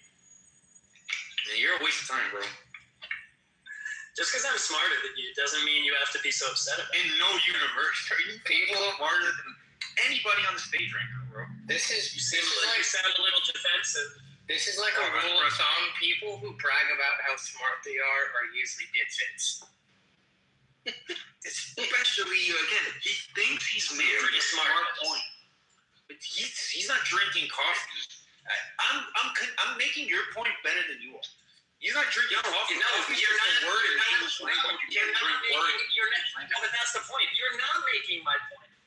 Yes, I'm making it better than you. You are conflating nonsense and wasting time. Well, wait a minute. Speaking of wasting time, you've been doing this for the past 6 hours. I mean, you've literally been having this conversation about what is or is not crushback. Conflated. I mean, what are you talking about wasting time? Taking a turn in chest. I thought this was like an early morning thing, but it's not. It's now. Yeah, no. 30 This is the minutes. worst part. Were you here for the conversation with Simon? Yes, that's what started. I started with you Hate my conflating. and then comes And does that. Fucking makes up his own definitions and doesn't want to have a I know. What is he doing right now? He's throwing like a little tantrum right now in the background. He's throwing a tantrum. What do you think I'm conflating here? Again, the concept of the word and the reference. Like, these are different things. Yes, they're very different things. But for simplicity, we equate things. Wait a second. We're trying to make progress. Wait a second. I agree that they're different things. Say the last thing, bro. We're done with this. I agree that the referent and the word are different things. And that's part of my idea here, which is because they're different. We know that. That's trivially true. Stop interrupting. Trivially true. Stop interrupting me. No, again, interrupting me. I don't want to talk. All right, say the last thing you want to say. Let's see. The fact that there is a difference between the map and the territory is essential to my position because I cannot describe the territory. I cannot describe the territory without some kind of linguistic framework to explain, to calculate, to attach symbols of some kind, because that's what words are, to the things that my sense perception is experiencing. And to the extent that we do that consistently across time and space, that's what I'm calling objective. But we agree upon those things. They're not in and of themselves obvious unless we have language to describe it. Thanks. I win. Okay, you win. Yeah, but the fucking loser. He thought he just made a print. I was about to ask, does anybody not know anything you just said? Like without words, they can't describe anything, etc. Fucking garbage waste of time, bro. Whoa. Does anybody know? Did anybody not know? Like, is that what he said new to anybody? Yeah, I learned that first year philosophy class, and we had a dude try to argue against that. The teacher just kicked him out. He didn't have time for it. That was actually a waste. Dude, damn. Wait, even Brincesio, did this guy say anything you didn't already know? It's like, we can't talk about anything if we don't have words. We need, and to have words, you need a mind. Like, again, complete fucking waste of time, bro. I think he left thinking like he said something profound. Because they don't want to really have the discussion. They just I know. with some increases. You know what they're doing. He wants to talk about do. Said that earlier. Dumb religious people. The worst part is, I'm telling you, like Pro always calls him an atheist, and when you hear him defend like his faith, he does sound like an atheist. He does. Even Mixed occasionally will at least like bite the bullet. He almost never does. I say this. I've never heard secular Mixed too. I think it's a little more reasonable than we're talking with usually. Sorry, I'm at work.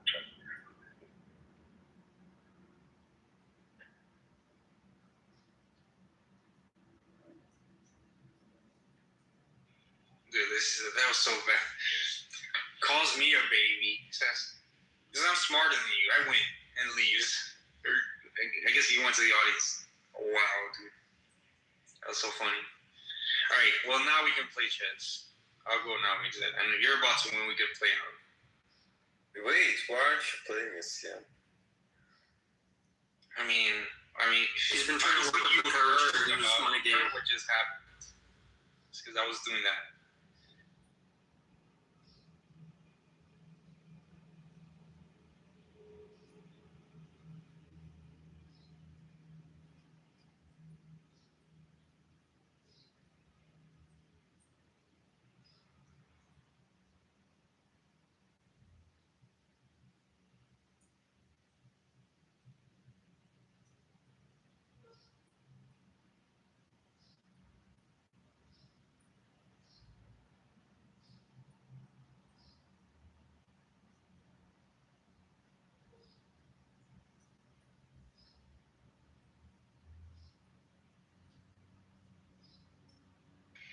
Yes, yeah. If you thought it was a waste of time speaking to Caleb, why didn't you just let someone else speak to him? No, well, mostly because dude, you didn't hear me at the beginning? How shocked I was. I've heard this guy bitch Simon out, and again, I always agreed with him. It's the only time I've ever agreed with him. That I'm like, Simon does what he does a lot, although not like as babyish and ignorantly and like just on purpose kind of as he was doing it. I mean, he was just sticking his fucking fingers in his ears and saying, I'm just not gonna. But you agree, my idealism, etc., is self-consistent. Like, okay, then you're not trying to have a conversation. Like, Roy, you're not even trying to have a conversation. I'm surprised. I'm being charitable, trying to be charitable. I get accused of being toxically charitable, but I think Caleb was actually trying to have a conversation. Like, you kept coming off your mic. Like, I was in the shower listening, but every time he was speaking, you kept saying. Dude, he was repeating himself. You were repeating yourself as well. To be fair, I don't think that's necessary. Well, no, I was the only one trying to make progress about what can we agree on. Let's agree there's an objective reality outside of mind. I'm surprised he agreed to that. And obviously he rejects the objective subjective distinction. He's still gonna agree that things exist. No, all right. Well, did you hear my whole thing? What I'm calling objective is what exists independent of your mind. Now, if he's gonna say nothing exists independent of your mind, then whatever. Yeah, then this is not even a conversation. Well, there is nothing to talk about because this. Well, yeah, this definitely I reject. You say there's nothing to talk about. I'm saying that maybe other people think that there's something to talk about and they can still have a conversation. Yeah, I sent you the challenge. But in general, there is a view. Yeah, what up? It's called the view from nowhere. It's difficult to have actually to make claims anything about objectivity because any claim is made from a biased position. Like if Carlos is making a claim, all of our claims come from a biased position. So how can we actually ever make an objective claim? I think that's maybe what Caleb was saying. What do you think? Yeah, but why not? Okay, but why not just say that, right? I think it would have gone easier if he was saying, look, we all have our personal biases, which I don't deny, right? So how do our biases factor into our views? Why not just say that? I think that would have sped the conversation on quicker. He did say that. He said that it's all styles dependent. Oh, okay. Right.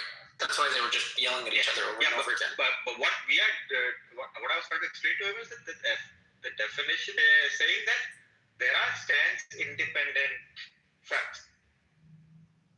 Now, how do we obtain them is a different matter. But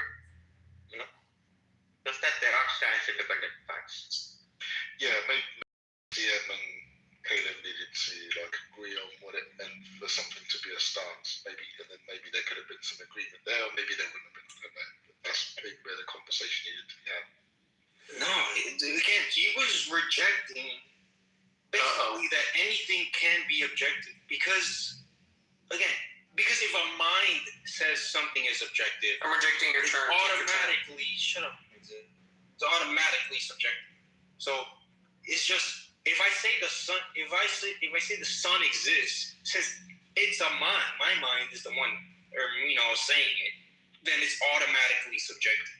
Like, so this is the word games he was trying to play. I don't think he was saying that it's automatically subjective. I think he's rejecting the whole objective subjective distinction. He's just saying it's all based on stances. So it being based on stances for him may not mean that it's subjective. It just means that stance is something else that he's picking up. Yeah, it's all based on. Yeah, whether this is that's not thing, right, Carlos? That does not matter. It's all based on stances. We can agree, but the question is whether some we can only agree exists outside of the stance. You can only agree if they both mean the same thing by stances. Like most people use stances in a different way than what Caleb is using. Okay, I mean, stance is somebody's opinion on it, right? Yeah, somebody's view. Yes, the truth maker is someone's feelings or opinions or attitudes towards something. That's what we normally mean by stances, but he doesn't mean that. He just means from a human lens or perspective or something. Like, that's what I think he meant by stance, which is something different. Anyway.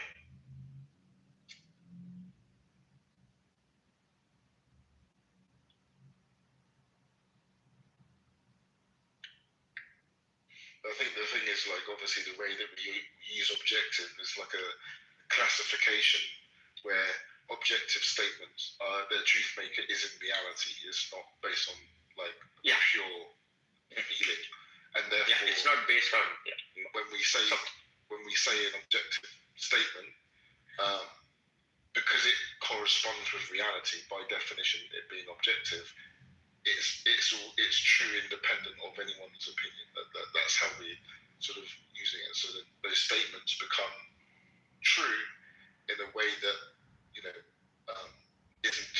We've just classified this type of truth as a versus to another type of truth, which is subjective. Because he's using it in a completely different way. I don't know. Did he say he's a nihilist? He did say that.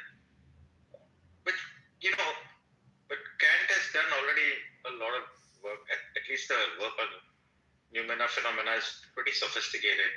I think it seems to be intuitive enough for us to think that there is something out there other than ourselves. Yeah. And it's really a view of this. Come over it out. Diamond needs to hear this. Yo, I'm never taking Caleb's side over yours, even though, again, dude, Simon kind of does the same thing. He tries to construct this with his own definitions that nobody in the world agrees with. Maybe other objectivists, Randian objectivists. Other than that, nobody else on Clubhouse agrees with him. No normal person really agrees with him. But again, with Simon, you can still reason and come to agreements to try to build on or whatever. Caleb wasn't even trying to do anything. He was just. And again, he thinks I straw man. I didn't understand his point of view. Again, or the point he was trying to make. He was just saying, "Well, look, I'm an idealist. Fucking the ideas come before the world. Well, the world is made out of ideas, etc. Dumb shit like that." Yeah, Neil might be right about the way that he was using an objective, maybe in the Kant phenomena noumena sense. He might be saying that what is objective is the noumena, and we only experience things through our subjective lens or through our senses, which are faulty, and therefore we only have access to the phenomena. Maybe he doesn't want to call that objective. Maybe he's using it in that way. I don't know. I mean, I would have appreciated if he said that. Left. Yeah, I think he hinted towards that before. Hey, Simon, are you there? Dude, you missed it, bro. Oh, man, you're on your, like... Are you on your phone or your computer? Oh, my God. It's bad. Okay, well, it got a little better at the end. I was changing stuff for that. No, I can't understand anything. Wait, what the fuck? Well, you can't hear me. I can't understand things from him at the best of times. No, dude. Yo, Caleb tried to do this kind of defining his shit, and now can't talk unless you agree to my definition. I'm like, well, not even his, his like personal definitions. Like, again, for example, when I talk about what is objective, people agree with me on what objective means. I mean, this is what objective means. It doesn't depend on any minds. This is what objective is supposed to be. But he's like, if a mind defines what objective is, then that makes it automatically subjective. You're just, if that's not exactly what he's saying, he's basically trying to conclude something like that, which is complete, utter nonsense or just a waste of time. I don't know. But anyways, I was saying at least we can agree on some like basic starting points, axioms. He wasn't even trying to do that. And again, he's like your worst critic, dude. I've never heard anybody more upset with you than like Caleb. But he is literally doing what you do, but worse. And but again, you can actually talk to. You can actually be reasonable because you can agree to some starting points. He wasn't even trying to do that. I actually think Simon's views worse. Or his like sort of trying to sort of pass out this objectivity. But that's only because I didn't fully understand the view. Well, again, yeah, it's hard. But again, if you talk to Simon enough, you could. Caleb wasn't trying to fucking like read the agreements. He was just, in my worldview, in my idealist subjective worldview, everything, since it's like filtered through mind, it's automatically like subjective or automatically not objective. Because since minds define what objective is, it's like, I don't know. Maybe what he's saying, like, with the map and the territory thing, he's saying that like humans represent maps, and all they ever will be are maps. And maps. Yeah, that is what he's saying. And maps are subjective because they're dependent on the agent and how they, describe things with the map, or what kind of map they're using. It's just subjective to the. No, that kind of is what he's saying. And I mean, I try to say, well, in order for you to make a map, there needs to be a territory which you're making a map of. Can we agree there exists a territory that, again, your map is dependent on your mind, but, again, the territory exists outside of your mind. Yeah, you don't need a map for the territory. The territory can exist without the map. He wasn't trying to agree to that. Which is what we call objective, yeah. Yes, exactly. And again, I mean, and him saying that I was a straw man, I knew exactly this. He's not the first person I talked to that tries to do this. It tries to the worst part is again, he thought he was making a profound point. Unbelievable. Whatever, let me play chess. You guys can talk.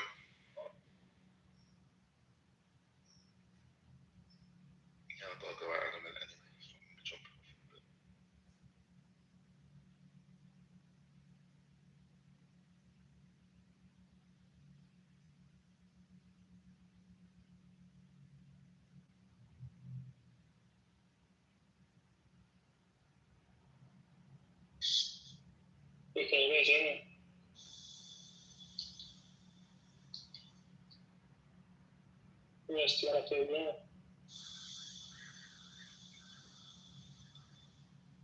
Your next to a bad Simon.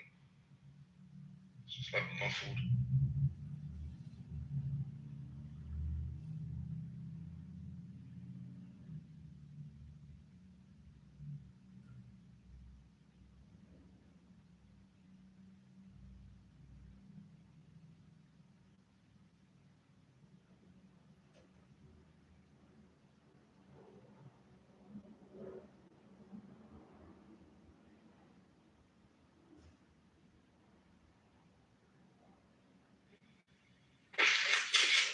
Yo, Simon, you there?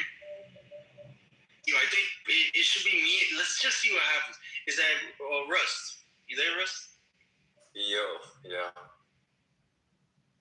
I'm here. Yo, we can play, if you want, we can even play on raid. I just want to see what happens if we can play, because I'm pretty sure you're better than both of us. What would happen if both of us could beat you and we need a little bit more time? Or maybe we'll keep the same amount of time if both of us can play. We can try both. You down? Okay, I'm fine in all cases you described.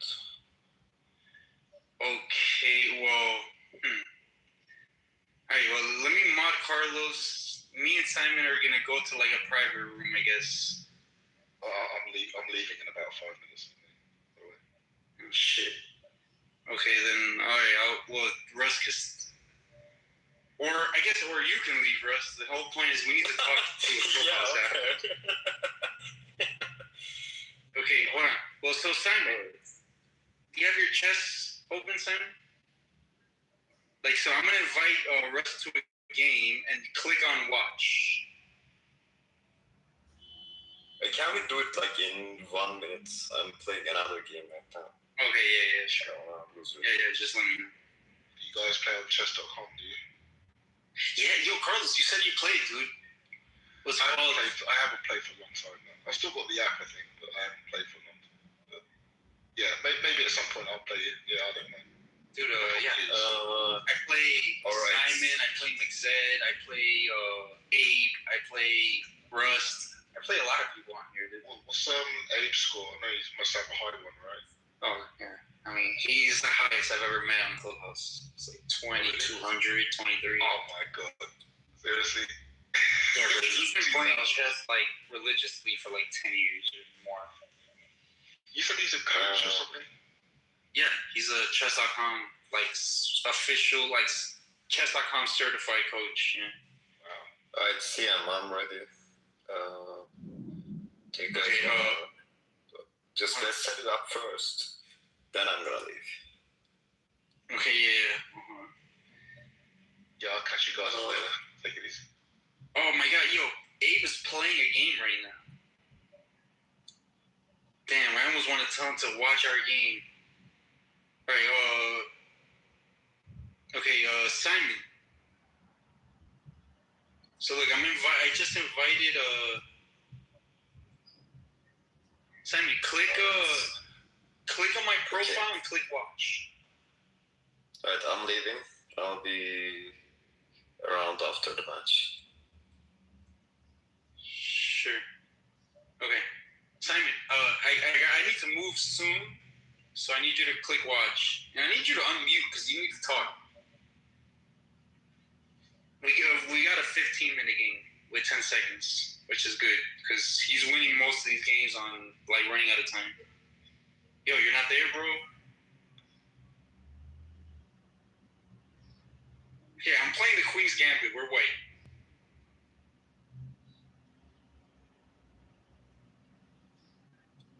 Oh my guys, Khan, what is this?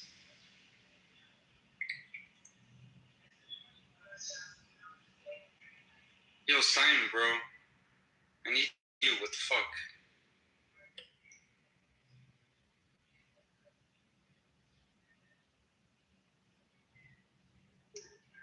Yo, is this better? Yeah. Okay, hold on. Well, I have to remove my AirPods, but give me a second, bro. I'm going to have to just reset my computer. Oh my god, I'm already in the middle of the game, bro. Bro, my fucking... what's it called? My keyboard's not working for some reason. Well, right now, all you gotta do is open your chess.com app and like put the fucking open my game, and then just throw out moves that you think are good. Watch. Okay, chill. Are you there?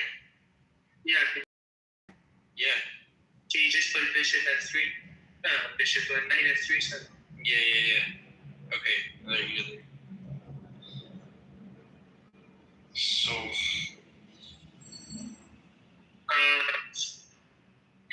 Okay, I'm thinking. Bishop g3. Yeah, okay. G3. And then push the pawn.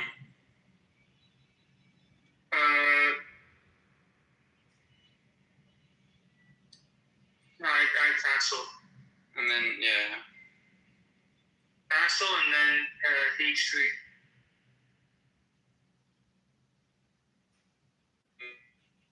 H3. Well, so you kind of infiltrate with the knight or the bishop, the pinion.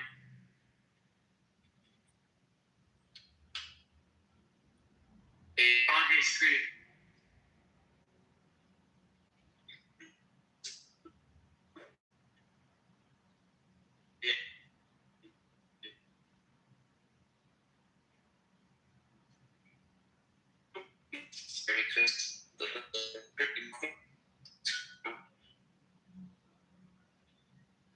Bro, on h3.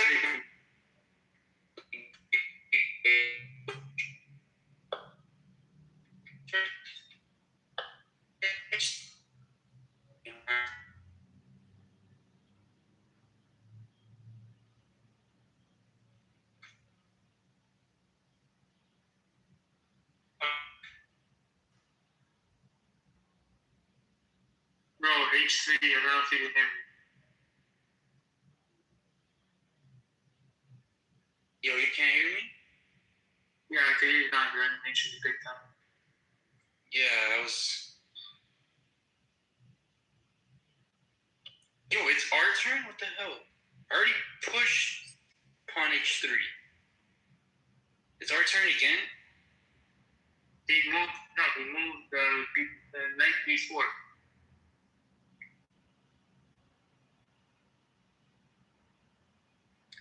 Knight d4? He moved his knight to b4. No, I said he moved knight b4. Yeah, my shit's not updating.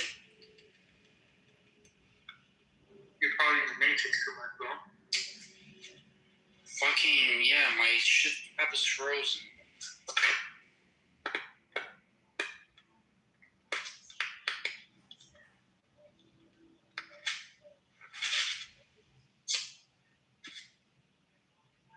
Damn, I see my time clicking, but I can't move. Okay, you actually got my message.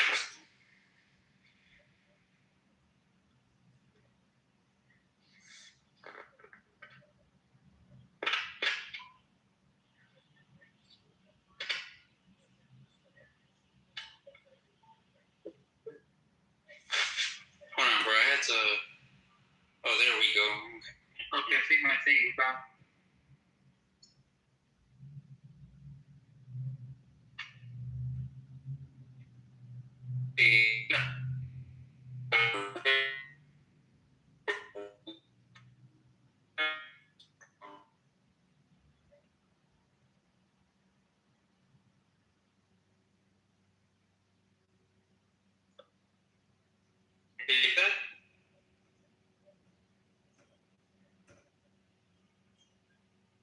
Yo, Simon, are you there? Yeah, I can hear you, bro. Yeah, you're in the matrix big time. He's probably gonna try and destroy your structure. So I'd probably go with. I mean, what do you think he's gonna do right now? Take the bishop, or he's gonna start going into the center with e5. I mean, so I was about to push my e-pawn, one and then again.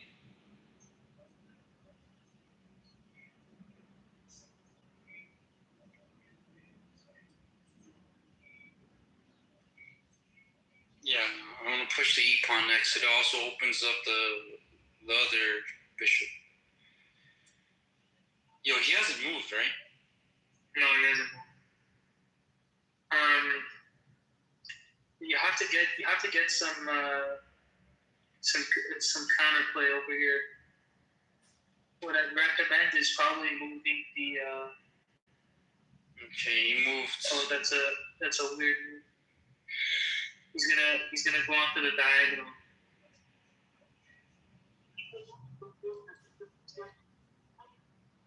Okay, should I push the E pawn or the A pawn? Give me 1 second. We don't have that much time, bro. Okay, fuck it, I can't.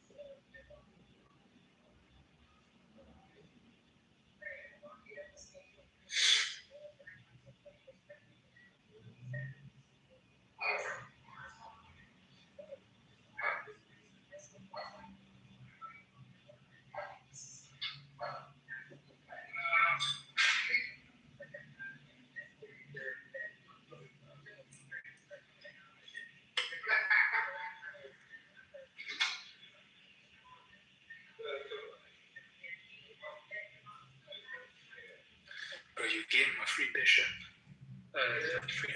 Free knight, I know, bro. Fuck. Don't trade the queen. Don't trade the queen when you're down with 2.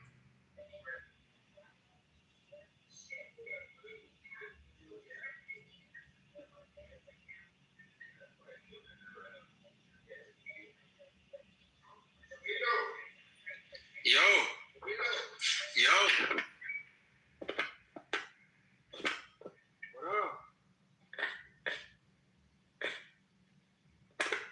Okay, yeah, bro.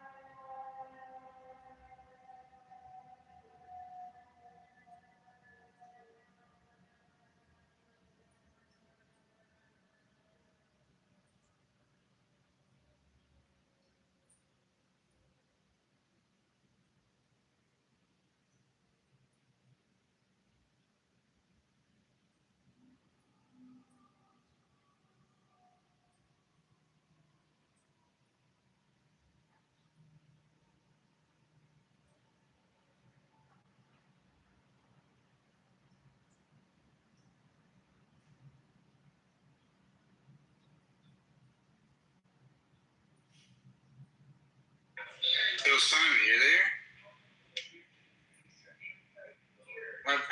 Yo, sorry, yo, I was busy. Simon, you there?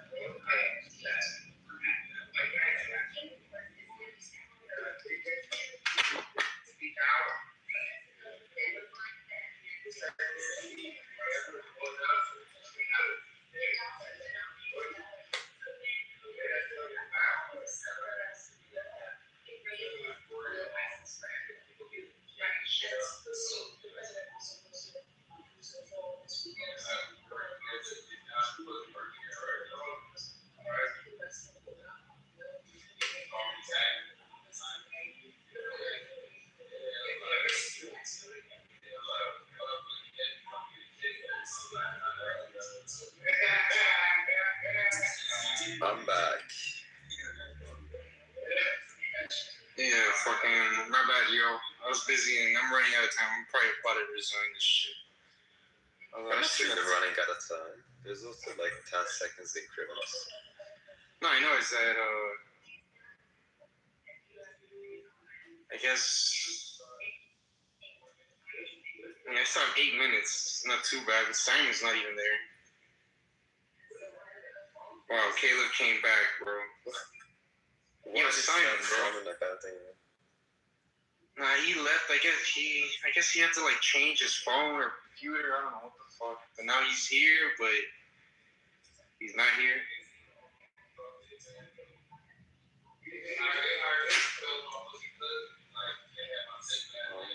It's up to you. We can finish the game here or continue playing this.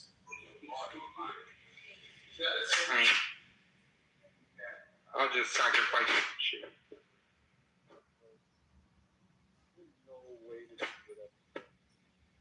You're blocking your microphone. You can hear me? Yeah, now it's clear. Maybe I was blocking my microphone.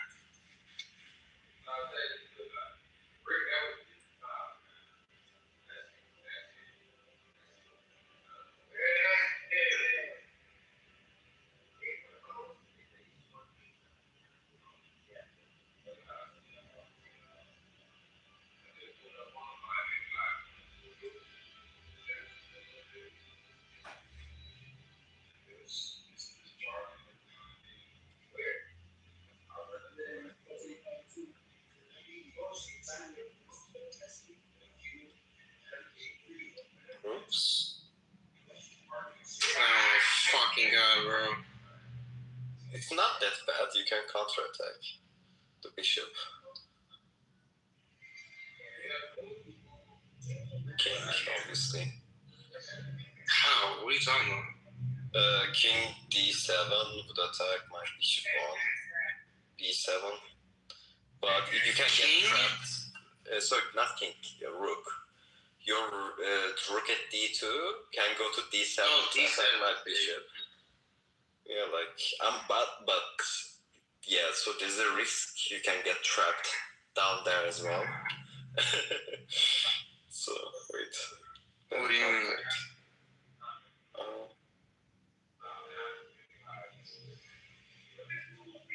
Like this.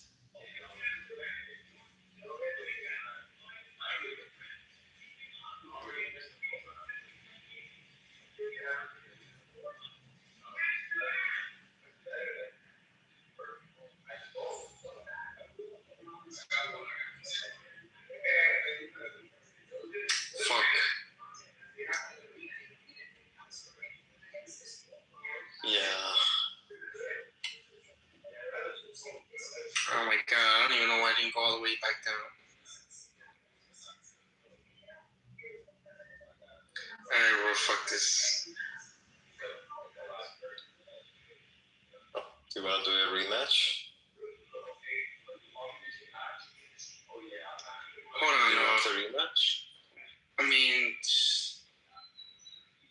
maybe. Give me a second. it's just I was also distracted, bro. I had somebody knocking on my door. That's why I fucking stopped. Alright, I can come back later. I was with my friends. You guys can settle.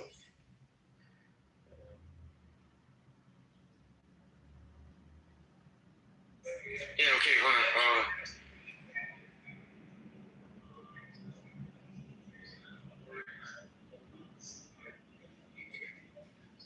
Well, now he's not playing anymore. I guess he was earlier.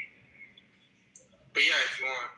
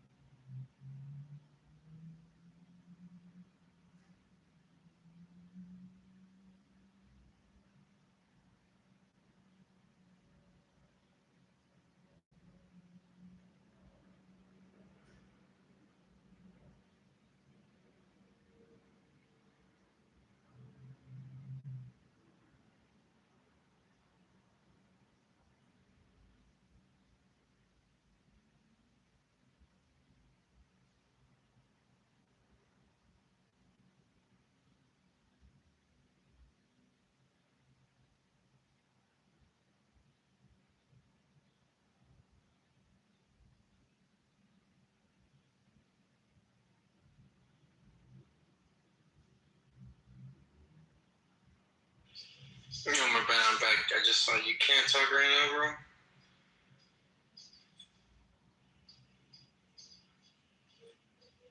Fuck. What up, Drills?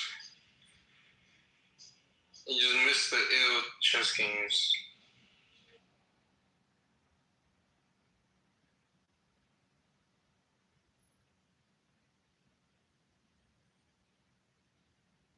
Well, yo, I don't know. I guess I'll be back. I'm gonna go to the flat earth and some shit. There's nobody else here. Sicarius hasn't been here for a while, and you can't talk, so I'll be back.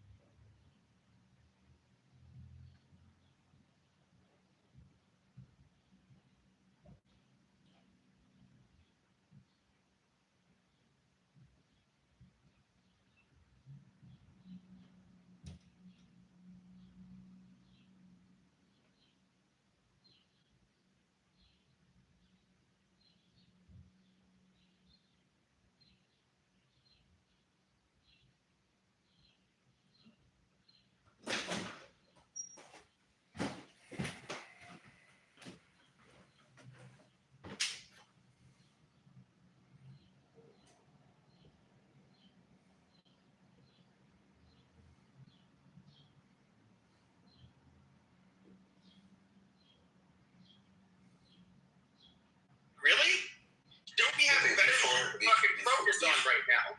Before No, that, they want to basically co-opt it and make it an Israeli first party. Pepe, you never questioned Israel ever prior to the killing of Charlie Kirk. It was never like, let's